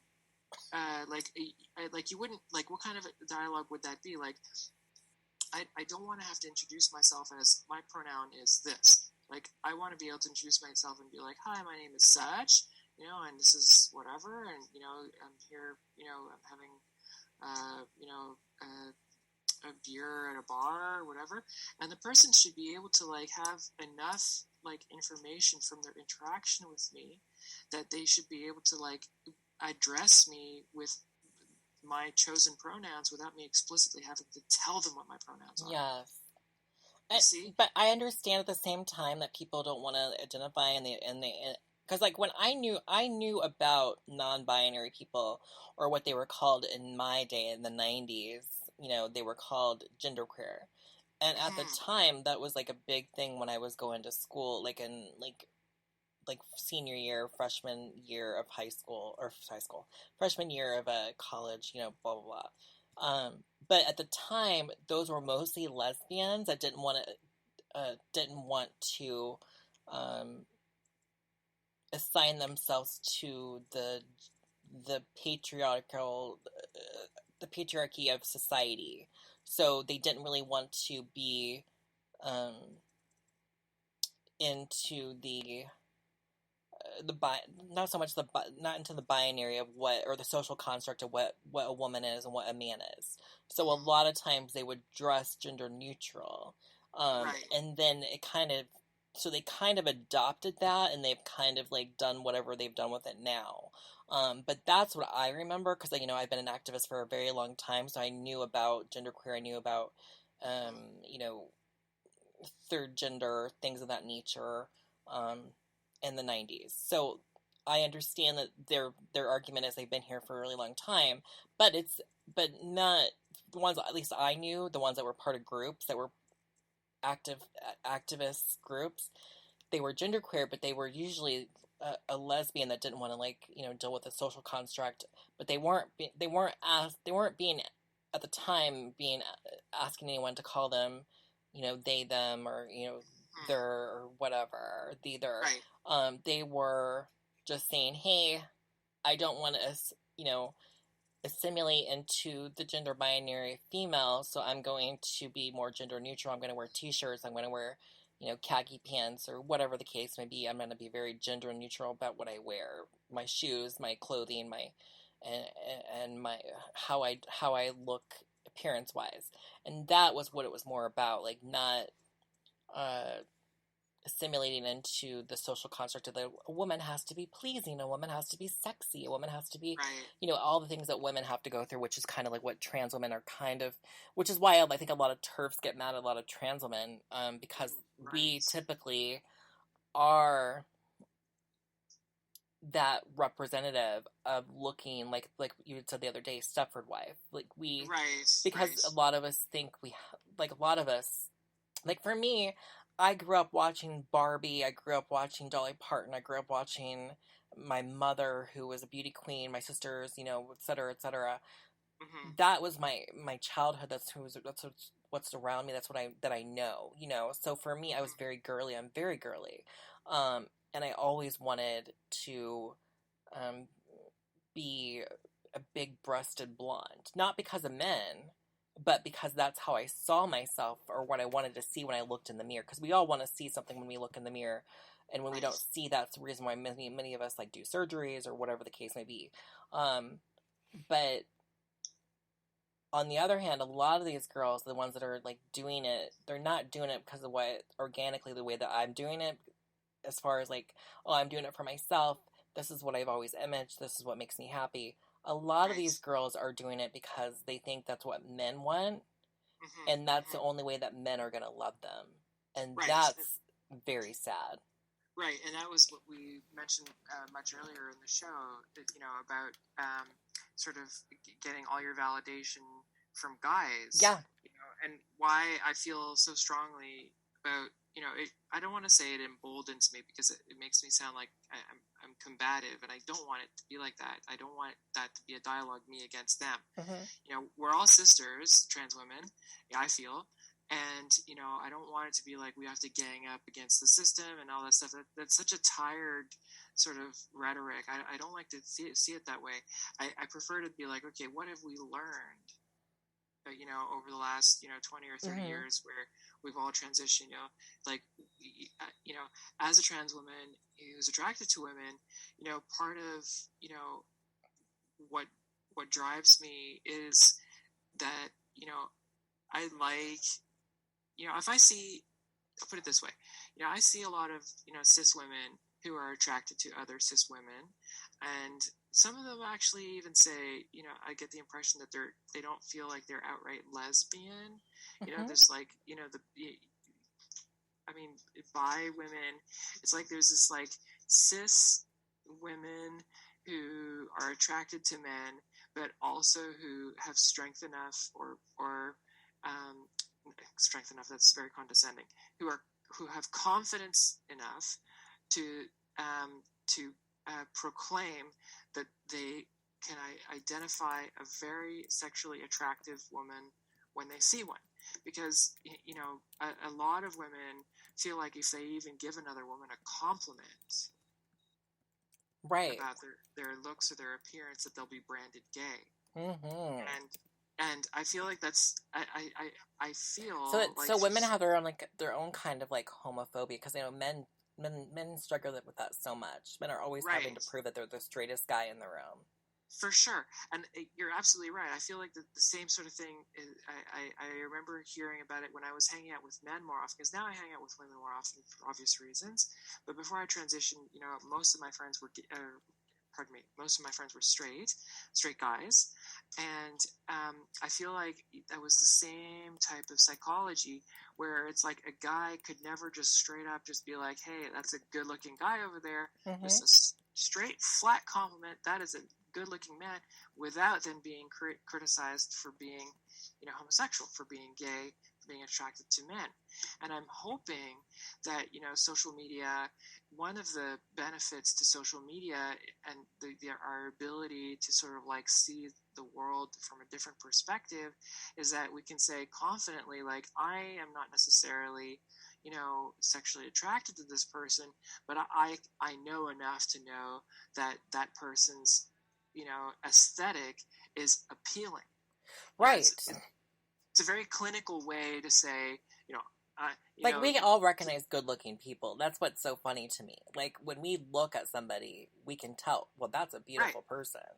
Right, exactly. Yeah. But I feel like when I was growing up, you couldn't say that. Like, men could not be beautiful. Like, beautiful as a term was reserved for women. And now I see men saying, that is a beautiful man. Mm-hmm. I see that more often. I see that all the time now. Yeah. And I think, and it's not necessarily gay men either. No. It's like there's like just regular straight men, regular straight cis guys. Like, they're just, plain Jane, or, what's the plain Jane equivalent for guys? Whatever. Just a standard typical guy saying, like, I mean, to quote unquote, no homo, whatever. I think that's also a little bit homophobic, but whatever. They love saying that though. No homo. No homo. Right, but like at the same time, it's like, well, okay, it's a start. Yeah.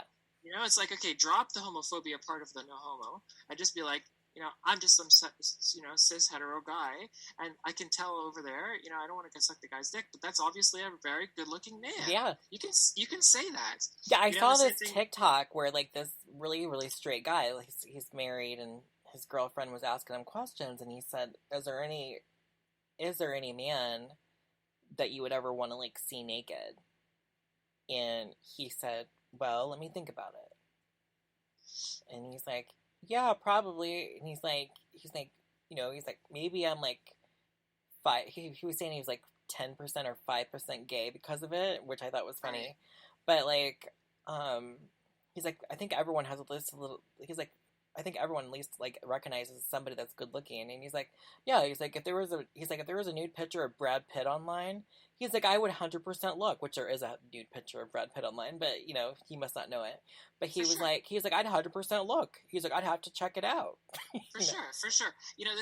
There's a lot of stars out there that are not, adult actors, men, that I find that are, I have a huge crush on. I joke about it, like I have a secret crush, on the guy that played Amos in The Expanse, for instance. I think he's a really great actor. I totally have a crush on him. Yeah. Can I picture myself dating him? Probably not. See, and forgive me. I don't know if he's married. I should probably know that, but like, I don't want to start, putting out any rumors or anything. So he's safe in whatever relationship he's in. Don't worry about it. But I think he's a really cool guy. I think I really, I don't know, whatever. It's kind of like I'm well, like, I have women crushes. Like, I'm not into women like that, but like overall, like, I'm into certain women, but most of the women I'm not into. But like, for me, like, my woman crush, like, even though like she's gone a little bit loco, is Rose McGowan. Like, I have loved Rose McGowan since Jawbreaker. Like, I just thought she was just like the most beautiful woman. Like, her body was just like, curvy, and she was just, her face was just gorgeous, and and I was just like, that girl is beautiful. That's really so cool. you notice people that are just like naturally, really, really pretty, and then right. What is her name? Oh goodness, can't think of her name.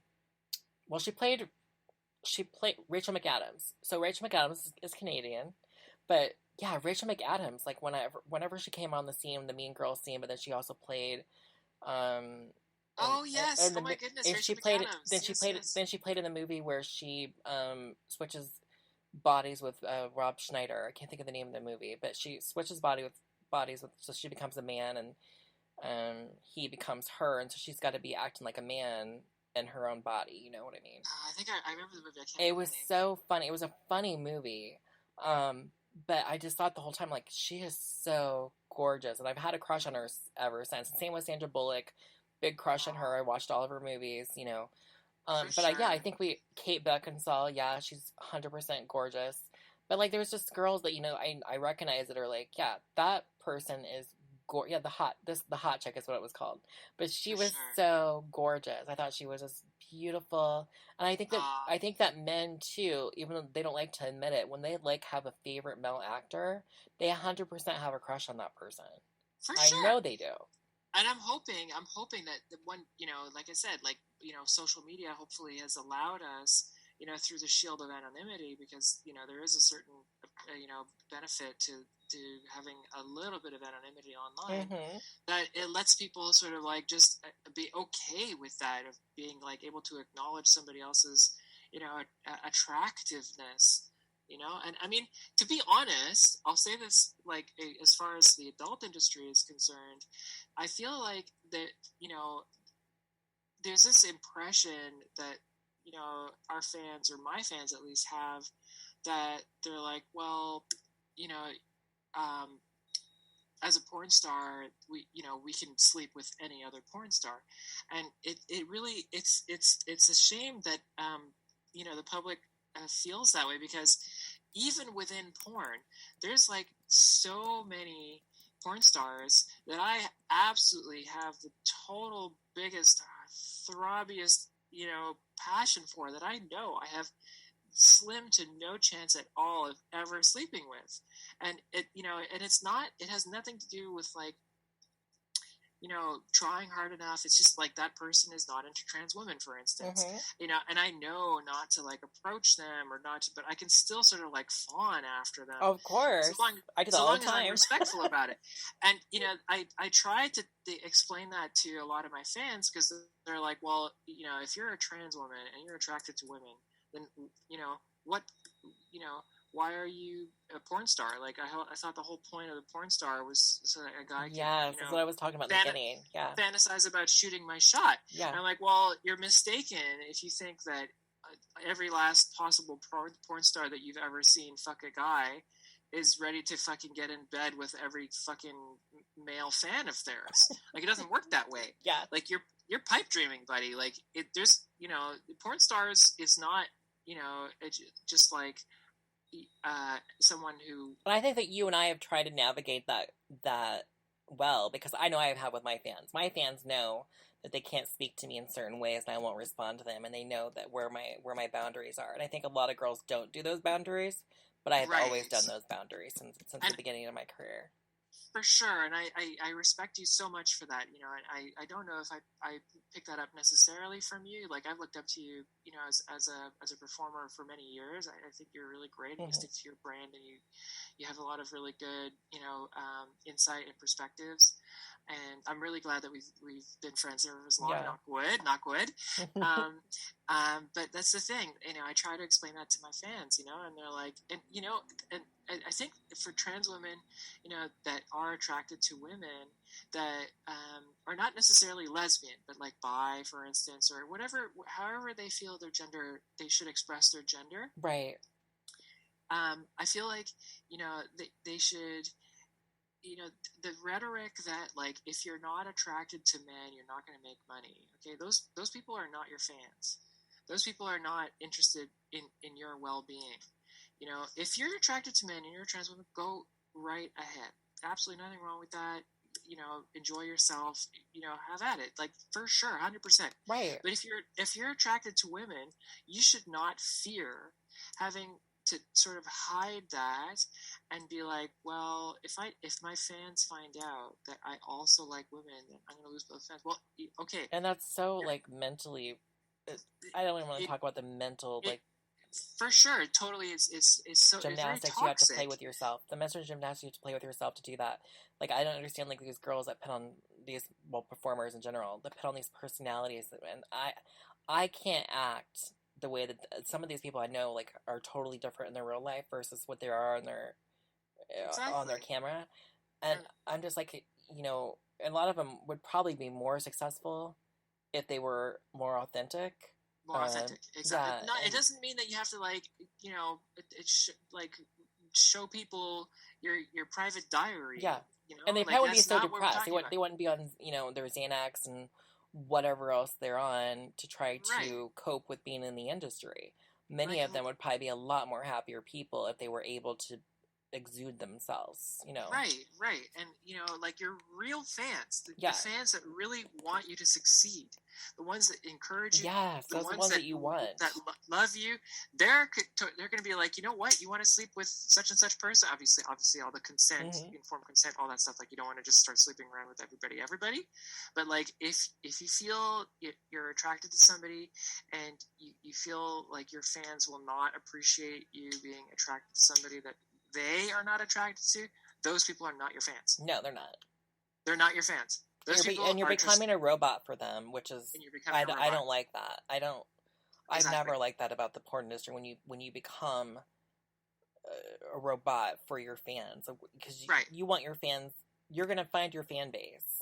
Absolutely. You're gonna find Absolutely. who loves you for you, and those are the ones I Exactly. hold dear and the ones I hold close. For sure. So Madeline had a question for you. He wanted to know, what was your coming out story? My coming out story. That okay. So that's a good question. So Since it's Pride Month. yeah, for sure. So coming out like as a trans woman, like 12 years ago, however long ago I transitioned. That's what I'm guessing is what my coming out story is. That's what Madeline is asking about. So it really, I saw it. Not a lot of people know this. I actually transitioned twice, and the Interesting. first time it was right after the year 2000, and so in my IT career, um, in the mid 90s, everybody likes to sort of joke about it, but Y2K was a really big deal, and if I had had the opportunity to, I would have transitioned in the mid 90s. But at that time, Y2K really took all the oxygen.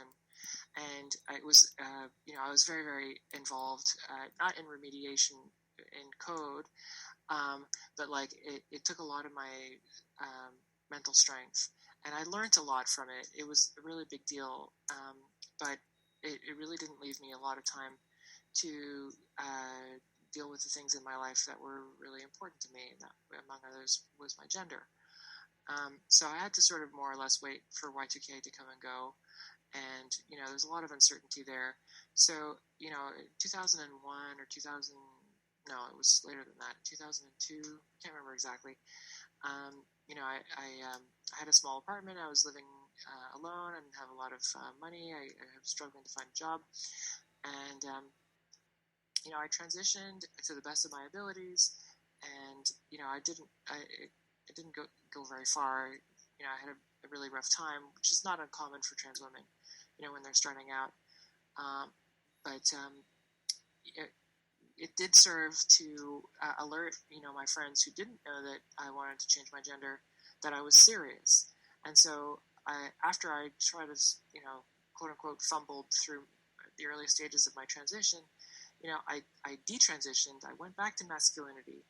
And that was a really big shock for a lot of people. They were like, okay, wow, she's, I had like, these breast forms. I was wearing a bra. I was trying my best. I still had 5 o'clock shadow, stuff like that. And it was a really tough time. For a while, I was like, oh gosh, I tried so hard to start my transition, and it kind of fizzled. I was like, oh man, I'm gonna have to like swallow my pride, go back to being a guy, and then I have to start this whole thing over again. But I did it, and the second time around, I did it by the book, quote unquote, by the book. I went to see a therapist. I didn't take any hormones prior during my first transition. I never got that far. I probably could have bought them on the street, but I didn't. I didn't have any money to anyway, so whatever. I went through all the rest of the. I went to see. I had a full-time job, a 9-to-5 job, and during my lunch break, I would go to see my therapist. And the management knew what was going on, and I transitioned slowly, very slowly, over the course of a year and a half, 2 years. And then by the end of the 2 years, I got my breast augmentation, and then. Oh, sorry. Okay, I just saw your pronouns. They them. Oh, I'm sorry. I apologize. So that was more. It's kind of, I don't know, a broken coming out story, I suppose. But the official sort of my second transition was the one that stuck, and I never looked back. One thing that I did do very, very early that I cannot stress enough as far as my advice to other trans women is to go to a sperm bank. Mm. Okay? Especially those that want children, yeah. Yeah, but the thing is, the trick though, this is where it gets really, really tricky, is that if you're young, let's say in your late teens or whenever it is that you decide to transition. I'm not going to get into the whole ethical debate about how young is too young, but let's just say, in your adolescence or late teens, where you're able to make legal decisions on your own, you may not think that you want kids.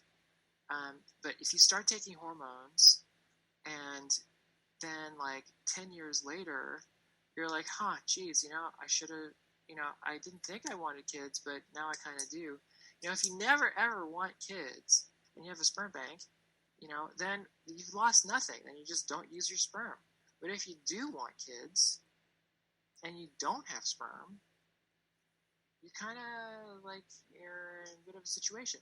And nobody in their adolescence, well, very few people, in their adolescence are like, you know what, I'm going to have a big old family. Nobody's thinking that. You're thinking high school. You're thinking about graduating. You're thinking about getting through the day. You're thinking about getting your first job. You're thinking about finding your first girlfriend or your first boyfriend or whatever. It's you don't think, I'm going to be a parent. That's not what you're thinking. But if you're going to take hormones, you have to know that one of the first things that gets really screwed up is your reproductive system. Obviously, that's the thing. It's your hormones the hormonal balance in your reproductive system. That's what gets, it changes the chemistry. Mm-hmm. And, before you even take your first dose, before you even, if you're prescribed injections, before you even take your first injection, go to a sperm bank, make a deposit. You will thank yourself later if ever you do want kids. And I see there's so much stuff going on. Everybody loves it's super, super very open sexuality. Everybody is exploring all kinds of different sex positions and all this stuff. But do not forget that when you're watching porn, sexuality includes the possibility of children. Right. Don't forget that. You can have as much fun as you want. Go fucking wild. Within reason, obviously, within the laws, informed consent, being respectful as a lover, etc. All the stuff that, everybody always rolls their eyes about, here we are, you're just lecturing us. No, it's you can make fun of me all you want. But the fact of the matter is, not everybody wants kids, and that's totally respectable too. Not everybody wants kids. But, if there's one piece of advice, and that goes for cis women too. You can freeze your eggs. It's a little more complicated a process. I'm not familiar with it because I don't have a uterus. I don't have ovaries. Which a lot of women, they put their career first and they wait and then they wait until they're in their 40s. There you go. Yeah. Exactly. That's another example. Especially in this day and age when everything is going up and women have to work. For sure. As a representative in the adult industry, it's, fornication, I was just interviewed, I'm not going to name drop, I was just interviewed last week or a couple weeks ago for my birthday. And that's the thing that I mentioned in that interview, that it's all about, fucking, sex, copulation. Well, in that entire discussion, okay, in the fucking bajillion different topics that is contained within the adult industry, okay, nobody can argue against the point that the adult industry is also about pregnancy. Right. Okay? I'm sorry that somebody might scoff at that idea. They'd be like, well, what does she know? But the fact of the matter is, if you're fucking some way or another, you're talking also about pregnancy. Yeah. Okay? One way or the other. Not everybody wants kids. I get it. Not everybody can even have kids. I get it. Some people are born, the reproductive system doesn't work properly. And, if they don't want kids, fine. Adoption is also totally... Hopefully in the next 10 years they're going to be fixing that for a lot of women. And because I know they're already having success with women that, have non-producing reproductive organs. That they're already having success there, and they're already talking about, like, trans women will be able to become moms. And gay men will be able to become people that can carry babies in the next 10 years or so. For sure. Which will be kind of like make all the Christian crazies go even more crazier, obviously. But that time's coming. That they're already doing so much for that. I think there was a few women that have already had the surgery done where they now can have babies when they weren't able to before. They were born with vaginas that didn't fully open, or they were born with half vaginas. So they had to grow their parts in a lab, and then they were able to surgically fix everything. So yeah, there's so much advances that are happening. For sure. And if you stretch out the timeline far enough, the medical future of being able to, grow a uterus, a functional uterus, and implant that into, a trans woman. Yeah. So that she, and I'm not talking tomorrow. Okay. I get it. I get that, growing our organs artificially in a lab to then, integrate into the genetically the opposite biology, the opposite chromosomal configuration. That it's a very, very complex thing. But if you stretch out the medical timeline far enough, that will happen. Yeah, which is they're gonna just kind of blend in. That's the thing. It's totally in the future of the realm of possibility. And I know a lot of gay men, especially, they like to have their own children too. Because, in certain states, if they live in a certain state, a lot of times the DCFS, Department of Child Human Services, the adoption agencies will discriminate against them just because they're gay men. Just because they're gay men. Exactly. And same with lesbian women, And same thing with lesbian women, exactly. So it's pathetic, because there's so many kids that need adopted, but, it's pathetic. Lyle wants to know, he's like, what is one thing you hope that people really understand about you? Oh my goodness. I guess, one thing. I mean, as an entertainer, I never thought I was going to be, a porn star ever. And I started at 43. Mm-hmm. So I guess, inspirationally, whatever it is that you're doing in life, even if you start an adult and you want to go branch off into something else, you can do it. You can totally do it. Like I worked in tech my whole life. I've always embraced my sexuality. But when I changed directions in my career, I don't want to say switch careers because I still am very involved in tech. I didn't abandon that. I didn't just be like, okay, well, I'm just going to dump it all. I took it all with me. Right. And, there's no reason why you can't, anybody, can do the same. And it doesn't even have to involve erotica per se. Like if you take that's the essence of being an entrepreneur. People love to throw that name around or that word around. You're like, I'm an entrepreneur. And you're right that, anybody can be an entrepreneur. But a true entrepreneur, the origin of the word is that in French, the etymology of those two words, entreprendre, and I'm sorry, I pronounced that in proper French, just for the record. Mm-hmm.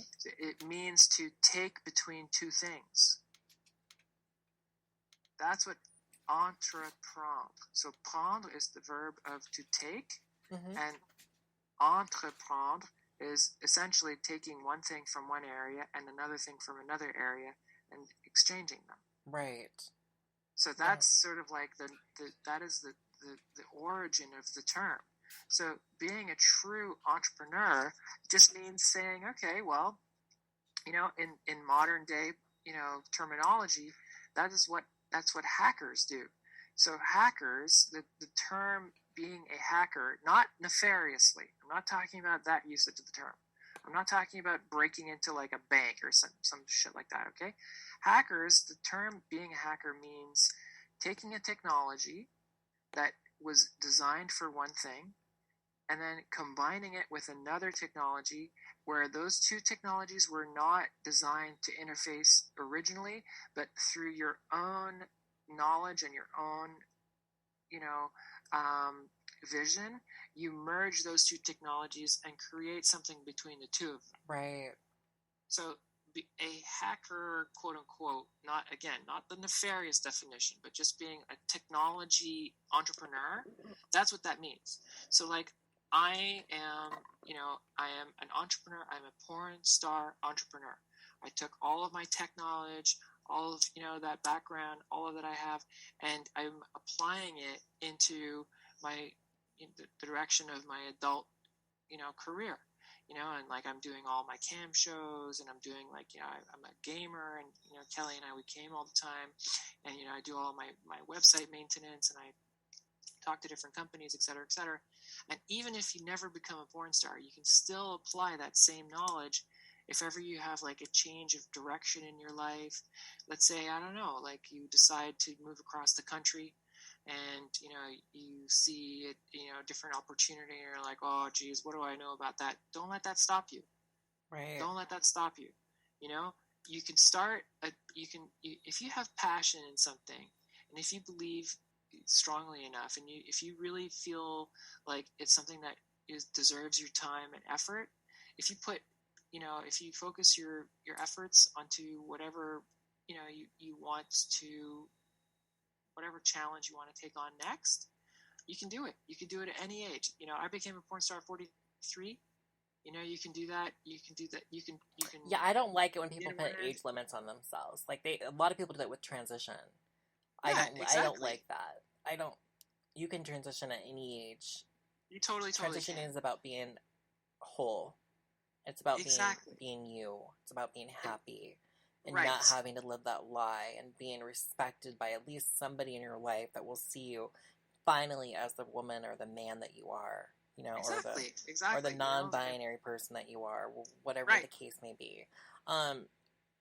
Stacy wants to know, since Kelly answered her biggest lesbian crush was Rose McGowan, who is your biggest lesbian crush? Oh, lesbian crushes. Big lesbian. I got a long list. I'm sorry, I misread. Biggest lesbian celebrity crush. Oh my goodness. I mean, oh jeez. I don't know. I to be honest, actually, it's really hard to know, like, who considers themselves a lesbian, or who's bi, or bi-curious. So, gosh. I mean, you're putting me on the spot here. I come up with a lesbian crush. Well, okay. I mean, I just found out a couple days ago, a local radio. I'm not going to name. You sent me that earlier on Twitter. Yeah, local radio personality is gay, and they're like half my age. There's no chance. They're in a relationship, et cetera, et cetera. But I thought they were so sweet, and I didn't know.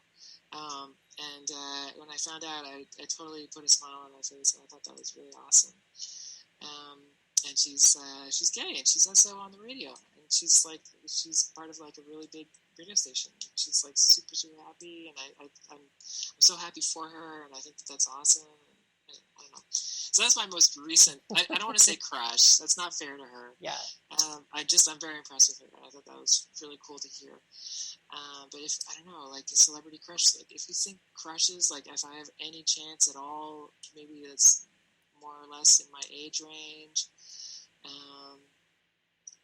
Who's like out as I think she just means like any crush that you have, because I don't. Oh, yeah, across the board. Across the board, like any crush. Oh like, my gosh! Any celebrity female just like crush. Women.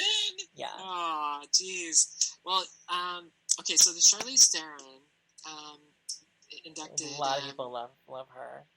So I love that she's for sex work. Like she's a strong proponent. She's probably like one of the biggest celebrities that is mainstream that speaks out for sex She's work. She's so hot, and she inducted Depeche Mode into the Rock and Roll Hall of Fame. I always thought that was so touching, so awesome, and I mean, Depeche Mode is my biggest longest running favorite band, and their one of their band members recently passed away. Yeah, it was really sad, but she inducted them. And I thought that was so awesome. So huge crush on her. And gosh, who else? There's so many. Gosh.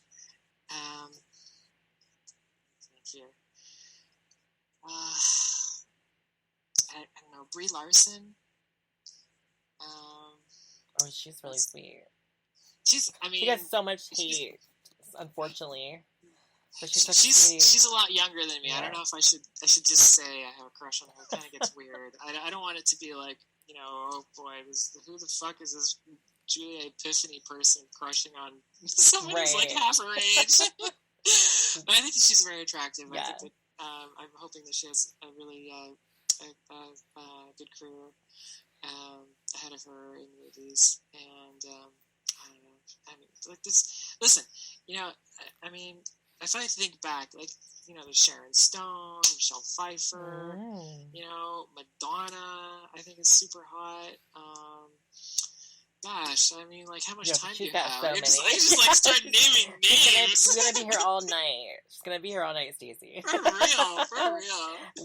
Lisa wants to know, since you live in Canada, is it legal there to get same-sex married? Yes, actually, and I have the proof of that because I was married. Right. So my ex and I, she doesn't like it when I talk about it, so I'm not gonna get into it. But it's still my life. Technically, we were married for 4 years, and we were separated. I left. It was not the best conclusion. But we were together, and both of our families got along, and it was we had one of those a big old classic wedding, cake, and actually no, we had donuts, deluxe donuts, and it was we were together for a few years. That's awesome, though. Yeah. I love love. Yeah, I'm still a big believer in love, even though a lot of a lot of people think I probably wouldn't be. Anthony wants to know. So I'm trying to like go through the questions that they asked. For real. Go ahead. Anthony wants to know, how has being trans hindered any of your dreams, or has it? Hindered my dreams. Well, one of my earliest aspirations was to be an astronaut. It's like, oh, she's crazy. This is certifiably crazy. We're talking about astronaut. What are you talking about? Get out of here. So I wanted to be an astronaut, and I still do. I would still love to reach like low Earth orbit, and William Shatner was recently a first novatarian space, thanks to Blue Origin and Jeff Bezos. I won't say that being trans prevents me from becoming an astronaut. It certainly would be an incredible feat to be the first trans woman in space. I believe that'd be awesome. I would not. I would be the first if that were the case. Yeah, I don't know anybody yet. Probably, but one thing that I mentioned in another interview is that to beat the gravity, you really it's quite hard on the body. Oh, I'm sure. And it's possible, if ever I were considered as a candidate, that my breast implants may be a complication, a technical complication. Oh, really? I didn't know that. Well, it's possible. They have to work out. That would be interesting mass, right? if the breast implants did affect that. Well, there would be a lot of women stuck on Earth if they ever go to Mars. Well, they have to consider that, right? Because the G-force is, if the subject, if the passenger cannot make on that, Elon Musk. Well, I mean, because he's the one that's always talking about going to Mars. So I was just making a joke. I don't think Mr. Musk is particularly concerned with people's health. Yeah, I know. I was just making a joke. Travel. I was just making a joke. Yeah, I think Mr. Bezos is maybe a closer candidate as far as for sure space travel goes. But so I don't want to count myself out. And if I have to remove my breast implants to make the trip. Hopefully, when I leave Earth and when I come back, people historically will not refer to that time as me becoming a man for 48 hours just to go into space, and that people will honor my gender even though I don't have breast implants. But I don't know. But more realistically, getting back down to Earth and not being the super open-ended in my interpretation hindered me in my pursuit. I mean, there's certainly a lot of in the porn industry, a lot of performers who would feel uncomfortable performing with me as a trans woman, who might not have been as I guess conflicted performing with me as a man. I wasn't. I've always. I was blessed with really good genes, and I'm pretty sure that as a man, I might have done pretty well in porn if that had ever come up. And if for all those hearts that I broke transitioning, I'm sorry that you would have jumped on me as a man, but as a woman, not so much. But by the same token, there's maybe a lot of other performers out there who think I'm fucking a bajillion times hotter as a woman. So when what's the expression, when God closes the door, he opens the window or something? Mm-hmm. So that's what I guess my answer there is, that maybe there's a few opportunities that I lost as a trans woman, but that I didn't have, or that there are some opportunities that I have now as a trans woman that I didn't have as a man, or as a cis man. Tiana wants to know if you have a lesbian role model. She says that hers are Del Luria and Rosie O'Donnell, because Rosie O'Donnell was very vocal about 9/11 being a hoax, and so she thinks that Rosie is very outspoken and it's unpopular of her, especially as a lesbian woman. She wants to know if you have any lesbian women that you would say that you look up to or strive to be like. In culture, and I guess I assume that she's talking about that have made it famous, right? For whatever reason. I mean, that's a tough question for me to answer. Even just trans women, trans women that I look up to who have made it famous, for instance. Mm-hmm. That's there are not that many that I would be ready to sort of like shoulder with the burden of saying that I look up to them. Right. There are a lot of trans women. I look up to Kelly. Not to put you on the spot. That's there. So kind. but I do. I think Kelly's a really, it's very talented, very smart, very relatable.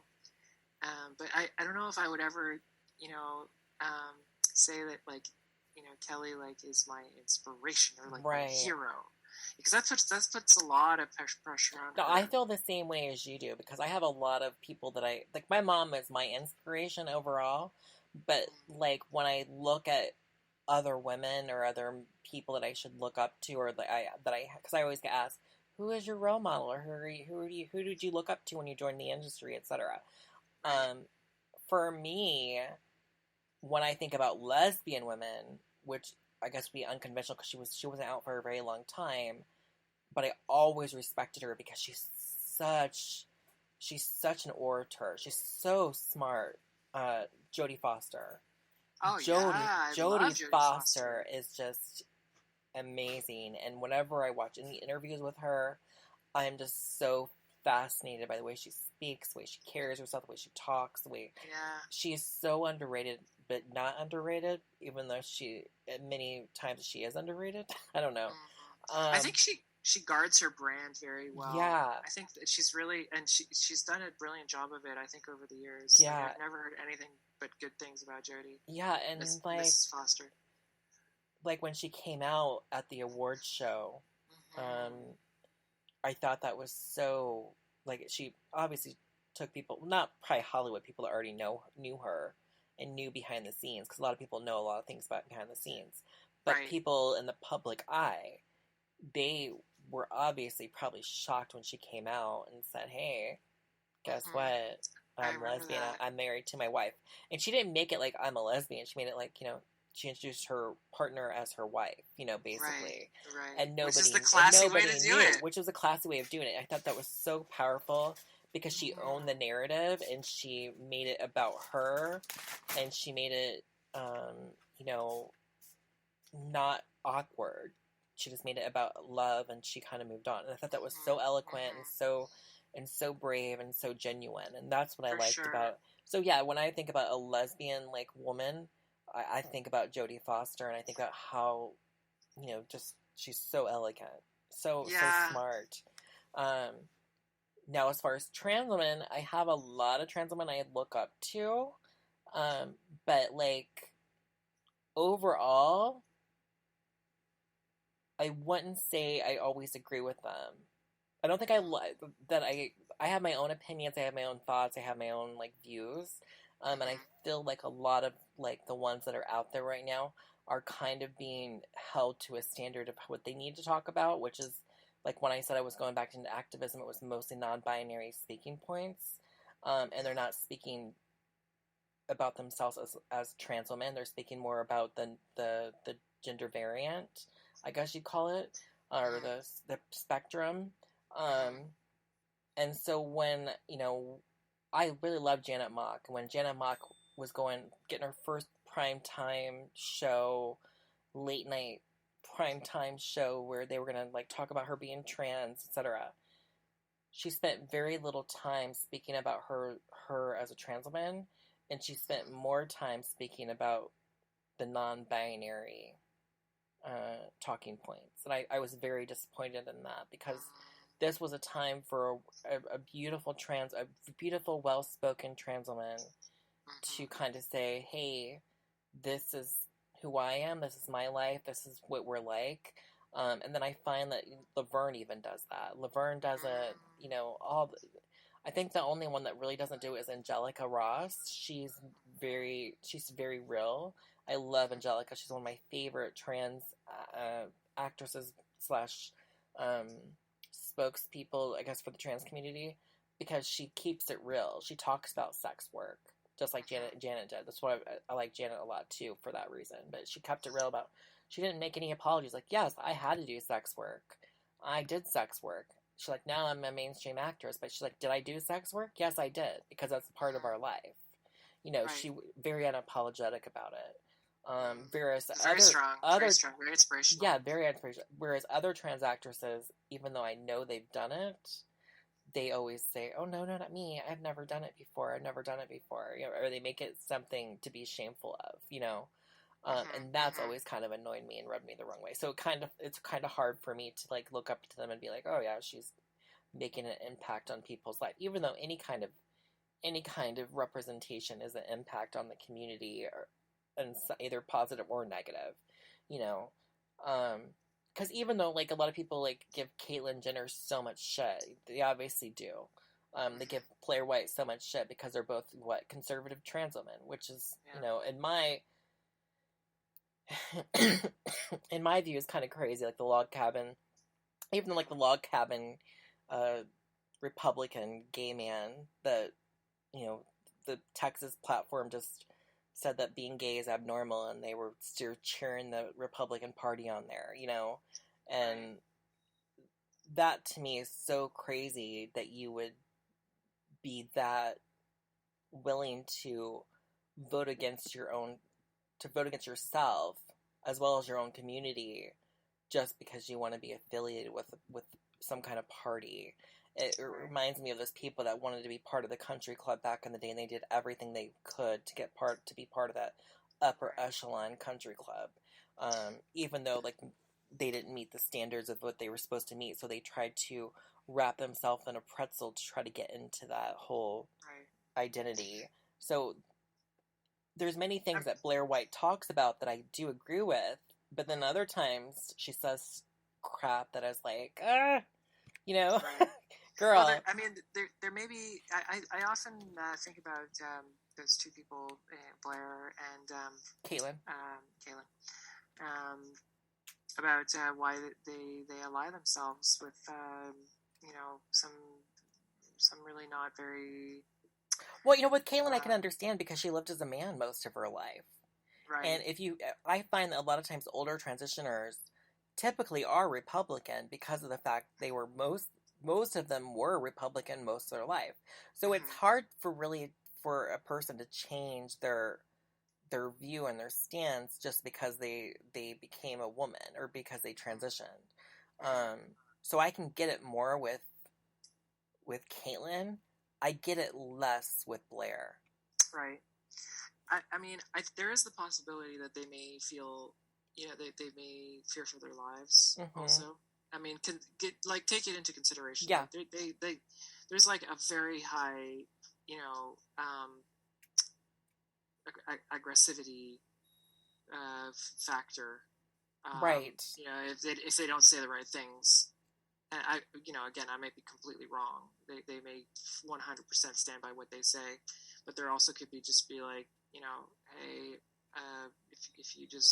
if you step a little too far out of line, well, all these fancy things that you have in your life, including your home, well, you can kiss it all goodbye. Right. And so then, like, also I can understand, like, if you're, you make really good money, or if I understand Republicans when they're like, well, I'm physically conservative, because that's the reason why a lot of people are Republican, because they're physically conservative.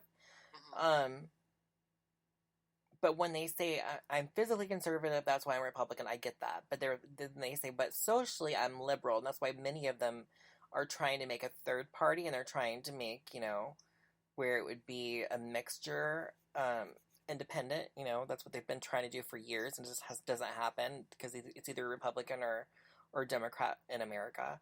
But there is the independent people that they feel like they are libertarians.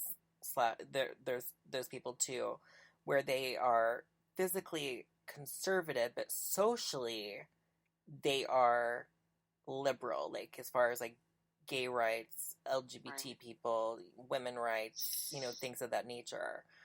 But they're physically conservative. So I get it I get that. I can understand that. But when somebody is a gay man or a trans woman or poor that is literally voting against themselves, like, I'm like, what kind of gymnastics do you have to do in your head? Right. It does raise the question. Come to that conclusion. Like, is it? Are they being coerced? Is that even a factor? Like, should we even openly consider that? I mean, I don't want to get into like the whole, tinfoil hat. Because the same could be said about me. I was also evicted early 2020, right? Just before the pandemic, and it was a huge struggle. And I'm only slowly starting to come out of it now. So certainly the same could be criticized in my direction and be like, wow, she's just saying all this stuff, just so she can get views on social media, or just so she can get clicks. And she's just saying whatever comes to her mind just to get people to But I'm like, I don't know. It's a bit of a stretch there. You can draw. I believe that there's some grifting on Blair's part, because there's always some kind of grift on a social media person's, because they're looking for clicks and views, because that's what pays their bills. But Right. I do believe that she does believe what she's saying on many points that she talks about. So I don't think it's all grifting, but I do think that she is a grifter in general, like as most social media personalities are. Right. Whether they're on the right or left. I hope I don't get criticized that way, Yeah. because that's definitely the direction I'm going in. Yeah. I mean, recently my page on LinkedIn really started exploding, and I'm super happy about that. Yeah, you were talking about LinkedIn. That's really exciting. Yeah, it just sort of came up out of nowhere, but I'm hoping that a few listeners came in from that platform, and I haven't checked my LinkedIn to see if there's any questions there, but I've been checking everywhere else. I do have another one from Brandon, who wants to know if Canada is as crazy about trans people as America. So, Canada, we're just as large a country as the United States. We have 1/10 the population. Mm-hmm. So we don't have the same. Do they have like bathroom laws there and stuff that's coming up in there? There's certainly a lot of. It's very contentious. I guess it's not as contentious as it is in the United States for many reasons. One, because the threat of violence, I think, is a lot lower here than it is in the United States. I hate to keep, bringing up, gun violence. That I know that's a really big topic for you guys. It's there are very few guns in Canada, or at least not. They're not as visible. There's a lot of unregistered guns, quite a few, but like the society doesn't. It's not like a central part of our discussions. And your guys' trans healthcare is really good there, isn't it? Again, depending on the province, and we do have a nationalized healthcare. Mm-hmm. Our Medicare system is nationalized, but each province administers it, and they have different rules, accordingly. And I'm not sure what the status of trans healthcare is. Yeah, which is the problem with America, that we've made medical care a business overall, right, versus other countries that actually take care of their people. I don't want to criticize the United States for that, because there's lots of problems with our system too. Yeah, there's waiting lists. That's we were often criticized for that. You're on the list for an organ transplant, and sitting waiting to be called right up, 10 months after your deathbed type thing. There is benefits and drawbacks to all of those things. The United States certainly has among the best medical professionals in the world. You have really, as expensive as it is, if there is a procedure that you need to have done that is life-threatening or life-changing or whatever, the chance of you being able to get it done successfully in the United States is higher than it would be anywhere else in the world, I think. Right. So there is that. I again, as a Canadian, America, I've always looked at America as our sibling, as our bigger sibling or next door neighbor, whatever. I like to have very copacetic, view of America. I know that there's a lot of really contentious issues there. Trans issues is definitely another one. We don't. It's not a panacea here. There's definitely, we have our, political and provincial and medical challenges. One thing that I'm very happy about is that I think it was about a decade or so ago, we removed the requirement to have genital surgery in order to change your identification. That's awesome. Yeah, and that was I think the United States. It was more or less around the same time the United States had the federal recognition as well. Again, Yeah, I'm not familiar with the passport, individual states. Yeah, exactly. And I have dual citizenship with Spain. Spain also allows, and now there are a few countries that all more or less change their legislation around the same time. So you can get like travel documents, for instance, without the requirement for invasive genital surgery. That's so awesome. you still need to go undergo a medical transition, which again, from my perspective, again, forgive me to all the fans who don't believe in that, or all the listeners who don't believe in that. I think it's an important part of the transitioning process. I think it is too. But with that as a provision, Canada, the United States, were on the same, we're on even keel about that, and as far as I understand it, the provinces are all aligned as far as that goes. So if you transition in Canada, you can change your ID, and you can go about your life. You can, and I don't know, again, like the large urban centers, Toronto, Montreal, Vancouver, Calgary, what it's like, to live there as a trans person. I've never lived elsewhere other than Montreal. Even in Montreal, occasionally it does happen. But again, it all depends on, how, what you feel is, an appropriate level of visibility. Like if you don't think, being passable, for instance, quote unquote passable, is important to you. If you don't think that that's, then maybe you might get a different type of social interaction in Montreal than you would in somewhere like Toronto or Ottawa. And the term passable too, it's like, everyone's going to achieve a different level of looks, like just like they do in the cis world, Right, and, for sure. And not everyone's going to be able to afford surgeries. Not everyone's going to be able, for sure. or not everyone wants to go through surgery because they are scared of it. And Absolutely. also on top of it, not everyone can take hormones because of the fact they have medical issues or reasons. And I totally get that. But normally those women that can't take hormones still do everything they can to present female. And that's what matters really, is the presentation of your and trying to assimilate into that binary and hopefully be respected around you. But also what matters too is like, is making yourself whole as a person. And most people, it's not about the passability game, which so many girls make it a competition, and so many girls make it, or so many girls think that, if I become the most passable trans woman in the world, I'm not gonna have any issues dating men. Right. But that's just not true. Like, I know so many girls that are very, very passable that have never had a relationship in their life, but I think are more passable than I am, that have never had a real relationship in their life, whereas I've been married twice. I've been dating long-term relationships most of my life, ever since I was in my teens.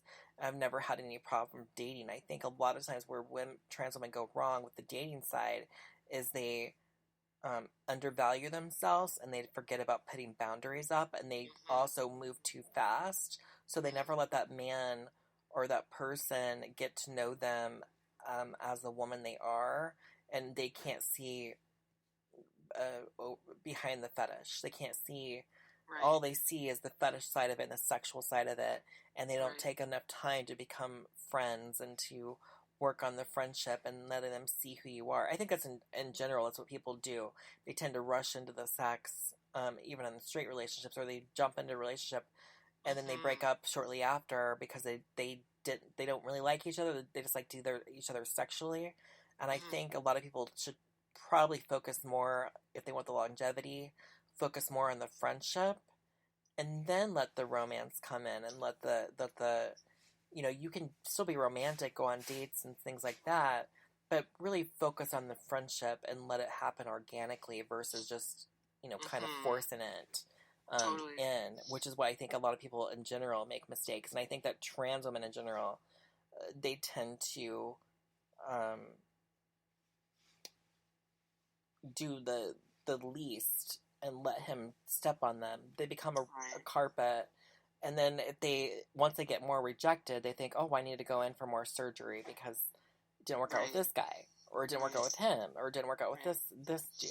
So I need to, yeah. So it's like a pattern of abuse to themselves because they're always comparing themselves to other girls, which is like the most comparison yourself is the most, it's the most dangerous thing to do to yourself, regardless. And or they're always in their head that if I was just a little bit prettier, when a lot of these girls are gorgeous women, just gorgeous girls, but they have no self-esteem. And a lot of times what guys look for too is a girl with self-esteem and not so much just the looks. But they think all guys are, all he wants is looks, but men are a little bit deeper than that, and they just don't give them enough credit. So, but I have one more question, and that is from Lorelei. I'm glad I have so many female listeners, that's surprised me. Yay for female listeners. I was expecting it. I'm gonna take a little guilt on that one. Yeah, I was expecting to be all like guy listeners that are gonna be like, asking dirty little questions, but I was waiting for the perfs to show up, but tonight they've been very respectful. But this is the question Morley has. What do you remember about the first time you had sex with a woman as a woman versus as when you had sex with a woman as when you were before you transitioned? Wow, gosh, very detailed question. Very, very, very. So, first time I had sex as a woman. That's a tricky question because when I transitioned, it was a very slow process. So it's like you're slowly adjusting your body. When I started my transition, when I started taking hormones, my breast didn't develop. My breast never developed. My implants are the only breasts that I really had. Like I had, like my glands developed a little bit, but not much. When would I consider sex as a woman? Because I had sex with women while I was still wearing my prosthetics, right? My external prosthesis, and it I could argue that I felt like I was a woman, but it was so early in my transition. I'm not sure whether that would be a genuine assertion. I feel like being a woman, participating in society, generally like basically just going to the women's washrooms by default. Not really questioning it. The bulk of my wardrobe being women's clothing. All these, when do you consider that, when is it, when has your transition been enough? So I'll just pick an arbitrary time, and, imagine sort of one of the first times that I had sex with another woman where I felt like she was interacting with me as a woman. And I'll say that it was really, I felt a huge relief, definitely, because when I started having sex as a man, it was in my late teens, and so like I think it was 18 actually, or 19, I can't remember. Interesting. Yeah.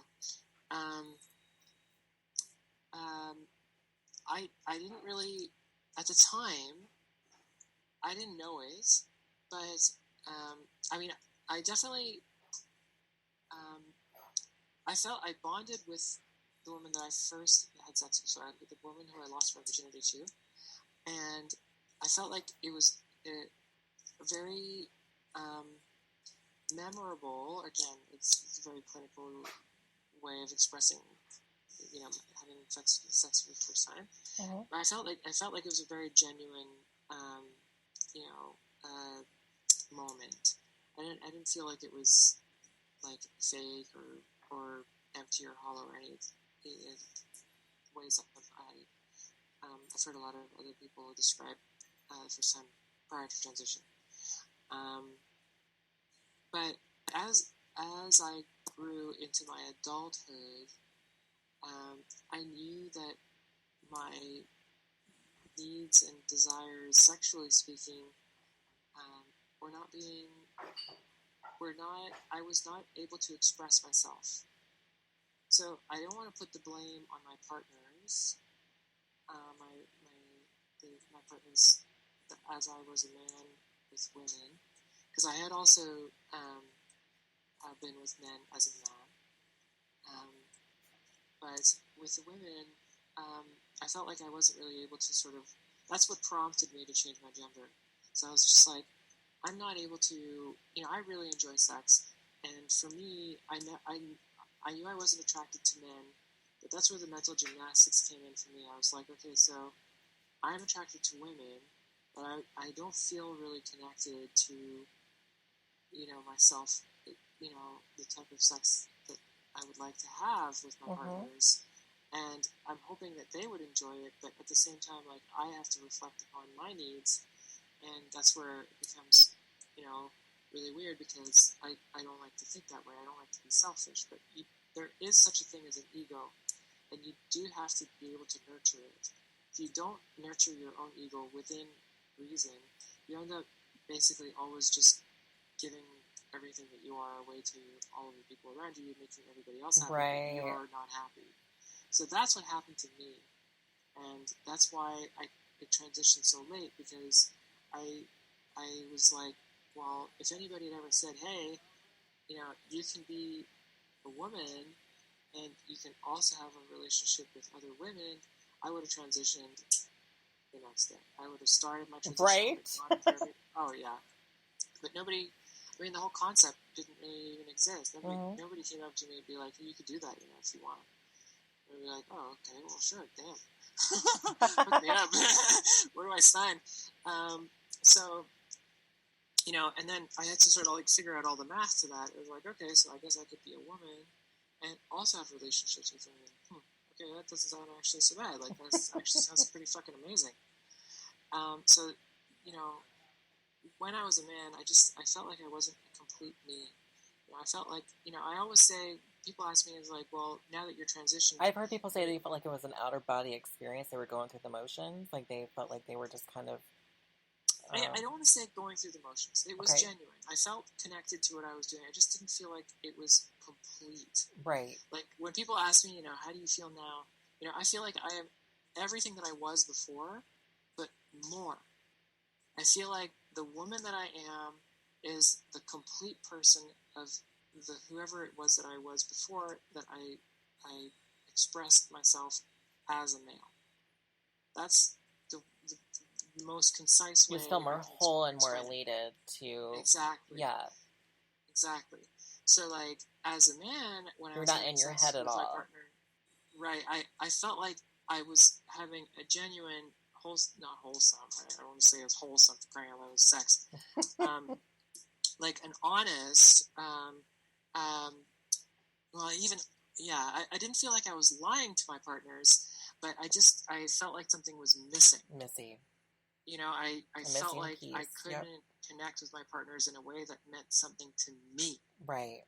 Which is really tough to say, because all throughout your life, you realize, don't be so selfish, don't be so egocentric, don't be so egotistical, you're so selfish, blah, blah, blah. See, you're always trying to get away from that, right? You're always trying to be not selfish, because that's what society tells you. It's like selfishness is bad, but it's not which is a struggle for most trans women is right. Trans people. I should say trans women. They're always thinking about everyone else but themselves, because they're right. told that it's selfish. Right. You're gonna hurt you're gonna hurt your family. You're gonna hurt your wife. Your whatever the case may be. Yeah. You have to be able to put your foot down at some point and say, like, I deserve XYZ. So long as whatever it is that you want for yourself is not harming someone, is not, causing somebody else difficulty you're not doing something specifically like out of spite. Mm-hmm. You don't want, it's okay to be selfish, to do things that you like to do. To be happy. Yeah. To be happy. Because you're going to be a better and more whole person for the people around you. You're going to be a better version of yourself for the people around you. Right, and I didn't understand that. Yeah. See, growing up or into my adulthood or whatever, I had to wrap my head around it. It was like, okay, well, I can do something that I like to do. I can be a person that I want to be, so long as it doesn't hurt anybody else. And I can be egocentric and I can be selfish about that because it makes me happy. And that part of it is, I feel like, to put it really, really bluntly, obviously I'm not thinking that while I'm having sex with people. But that's what in retrospect, that's how I felt. Exactly. And then growing into that, now I feel like I can be way more honest. And if anybody watches any of my porn, or any of my fans that are listening to this, they'll know, I'm a complete fucking slut. I'm totally, I love who I am, sexually. I try to be as honest as I can be, and having very intellectual, very sort of flat, sort of very not flat, but very. She does what she does. Academic discussions like these with Kelly, this is my more sort of analytical part of my life, and then when it comes to actually having sex, I really like to embrace that. I like to just let my hormones, and my endorphins sort of just wash over me. And I'm hoping that, being able to sort of share that, with my fans, and if you like, sucking somebody's dick, then do it. Just if you like live eating your somebody's life, pussy and having them fucking come all over your face, then do it. Yeah, life is so short. Just enjoy what you can while you're here. Yeah, and so long as it's all of the the things that you want to make sure are happening, you want safe sex, okay, right? Make sure that consent, informed consent. Make sure that the person that you're with, you don't have to write up a contract for crying out loud to have sex. Right. Just be. Try to be treat them as you would want to have them treat you. Put it that way. I agree.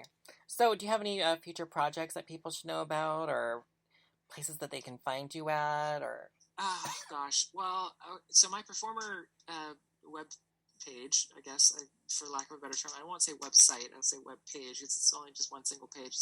You can find me at juliaepiphany.ca. And it's, I have a brief bio there, and then all my links, so you can find me all over the internet and all my social media, Twitter and Instagram and LinkedIn and all those places. Those are the best. I'm sorry? Those are the best. I still use my landing, my old website, so at least people that still go there, that they know how to find me and other social media sites. Exactly. And, I do a lot of online gaming. I try to, develop that part of the industry a little bit, because, gaming is such a huge part of everybody's lives these days. Xbox and, PlayStation. Especially with COVID, I think everyone got into gaming. For sure. So, you can follow me on ePlay is another site that I'm very frequently on. I also have a YouTube page. It's a really big industry. There's a lot of really big names out there, and I'm just trying to, make my own little living here, my own little carve out my little niche. And pardon the pun, that was an interesting choice of words. But no, I don't plan on having a gender affirming surgery. I don't think that's. I'm hoping that term also changes. I feel as whole. So you already feel informed, yeah. Yeah, I don't feel that having genital surgery is a necessity for me, or to become, a quote unquote whole woman. But anyway, I don't want to get into that. About the finding hierarchy all my content of it all. You can search for me using your favorite search engine. You'll find all kinds of stuff out there, and there you go. You can I have texting services and Night Flirt and Sex Panther, y'all. You name it. I didn't want to name specific brands as far as just find her. Those go. Yeah. But if you visit my website, you'll find where to find me all over the internet. Well, thank you so much for joining me tonight. I've really enjoyed the conversation as always. It was absolutely. I'm so flattered and so thankful and so enamored, and I really had a great time. I'm good, and I'm glad the fans asked really good questions, because like sometimes they're all sexual and sometimes they're not all sexual. So tonight they did ask some really good questions about and questions that you felt comfortable sharing too, because a lot of people don't really get to ask people about their coming out story, because some people feel like they're, like in public, they feel like they're too nervous to ask questions like that, or what it feels like to have sex as a woman now, and things of that nature. Those can come off very offensive, but I guess because we're in the porn world, we're going to get those questions no matter what. So it's interesting they were asking that tonight, because I don't normally get that. But again, I haven't really interviewed a lot of people, and I have not yet interviewed a trans lesbian on my radio show. So you are the first. Yay! Represent. So yeah, but like in general, I love the conversation, and thank you so much, and hopefully we'll play Fortnite soon. And yeah, for sure, I would love that. And you guys can add me on Fortnite, Mrs. Kelly Pierce. All my stuff is the same on social media, Mrs. Kelly Pierce. All Mrs. Kelly Pierce. The only time I don't usually play with everyone is, if I'm playing with Julia and we're kind of having a private match or whatever. But like normally, I'm all about playing thirds or trios. Trios. I'm all about playing threesomes. I'm all about all of that. I'm all about the squads and the bukakis and all that stuff. But yeah. So I just got into gaming. I'm eventually going to get into twitching or whatever it's called. But yeah, I'm still practicing. I want to get much better at, a few of the games and first shooter games before I start like streaming myself, because I don't want to be like the embarrassing girl on Twitch. No, so, it's all good. You're awesome. But thank you so much. Yeah, my pleasure. Thank you so much. If you want to play, let me know. Yeah, definitely. And thank you guys for tuning in. Thanks you guys for chatting. Thank you, Madeline. And I'm so sorry again, I got your pronouns wrong. I'm really bad at that. I forget to look at people's social media and like to see what they identify as. But I always tell people like to make sure like if they're gonna go by a different pronoun, to put it in their Twitter handle or their Facebook handle or wherever, like she, her, he, him, they, them, whatever. Because I don't want to offend. I've never mean to offend anybody on pronouns, because I certainly don't want to be misgendered. So why would I want to misgender you? So, but yeah, thanks again for having me. For having you. Thanks again for coming, and thanks again for my fans for having me for so many years and following me and this little venture of mine.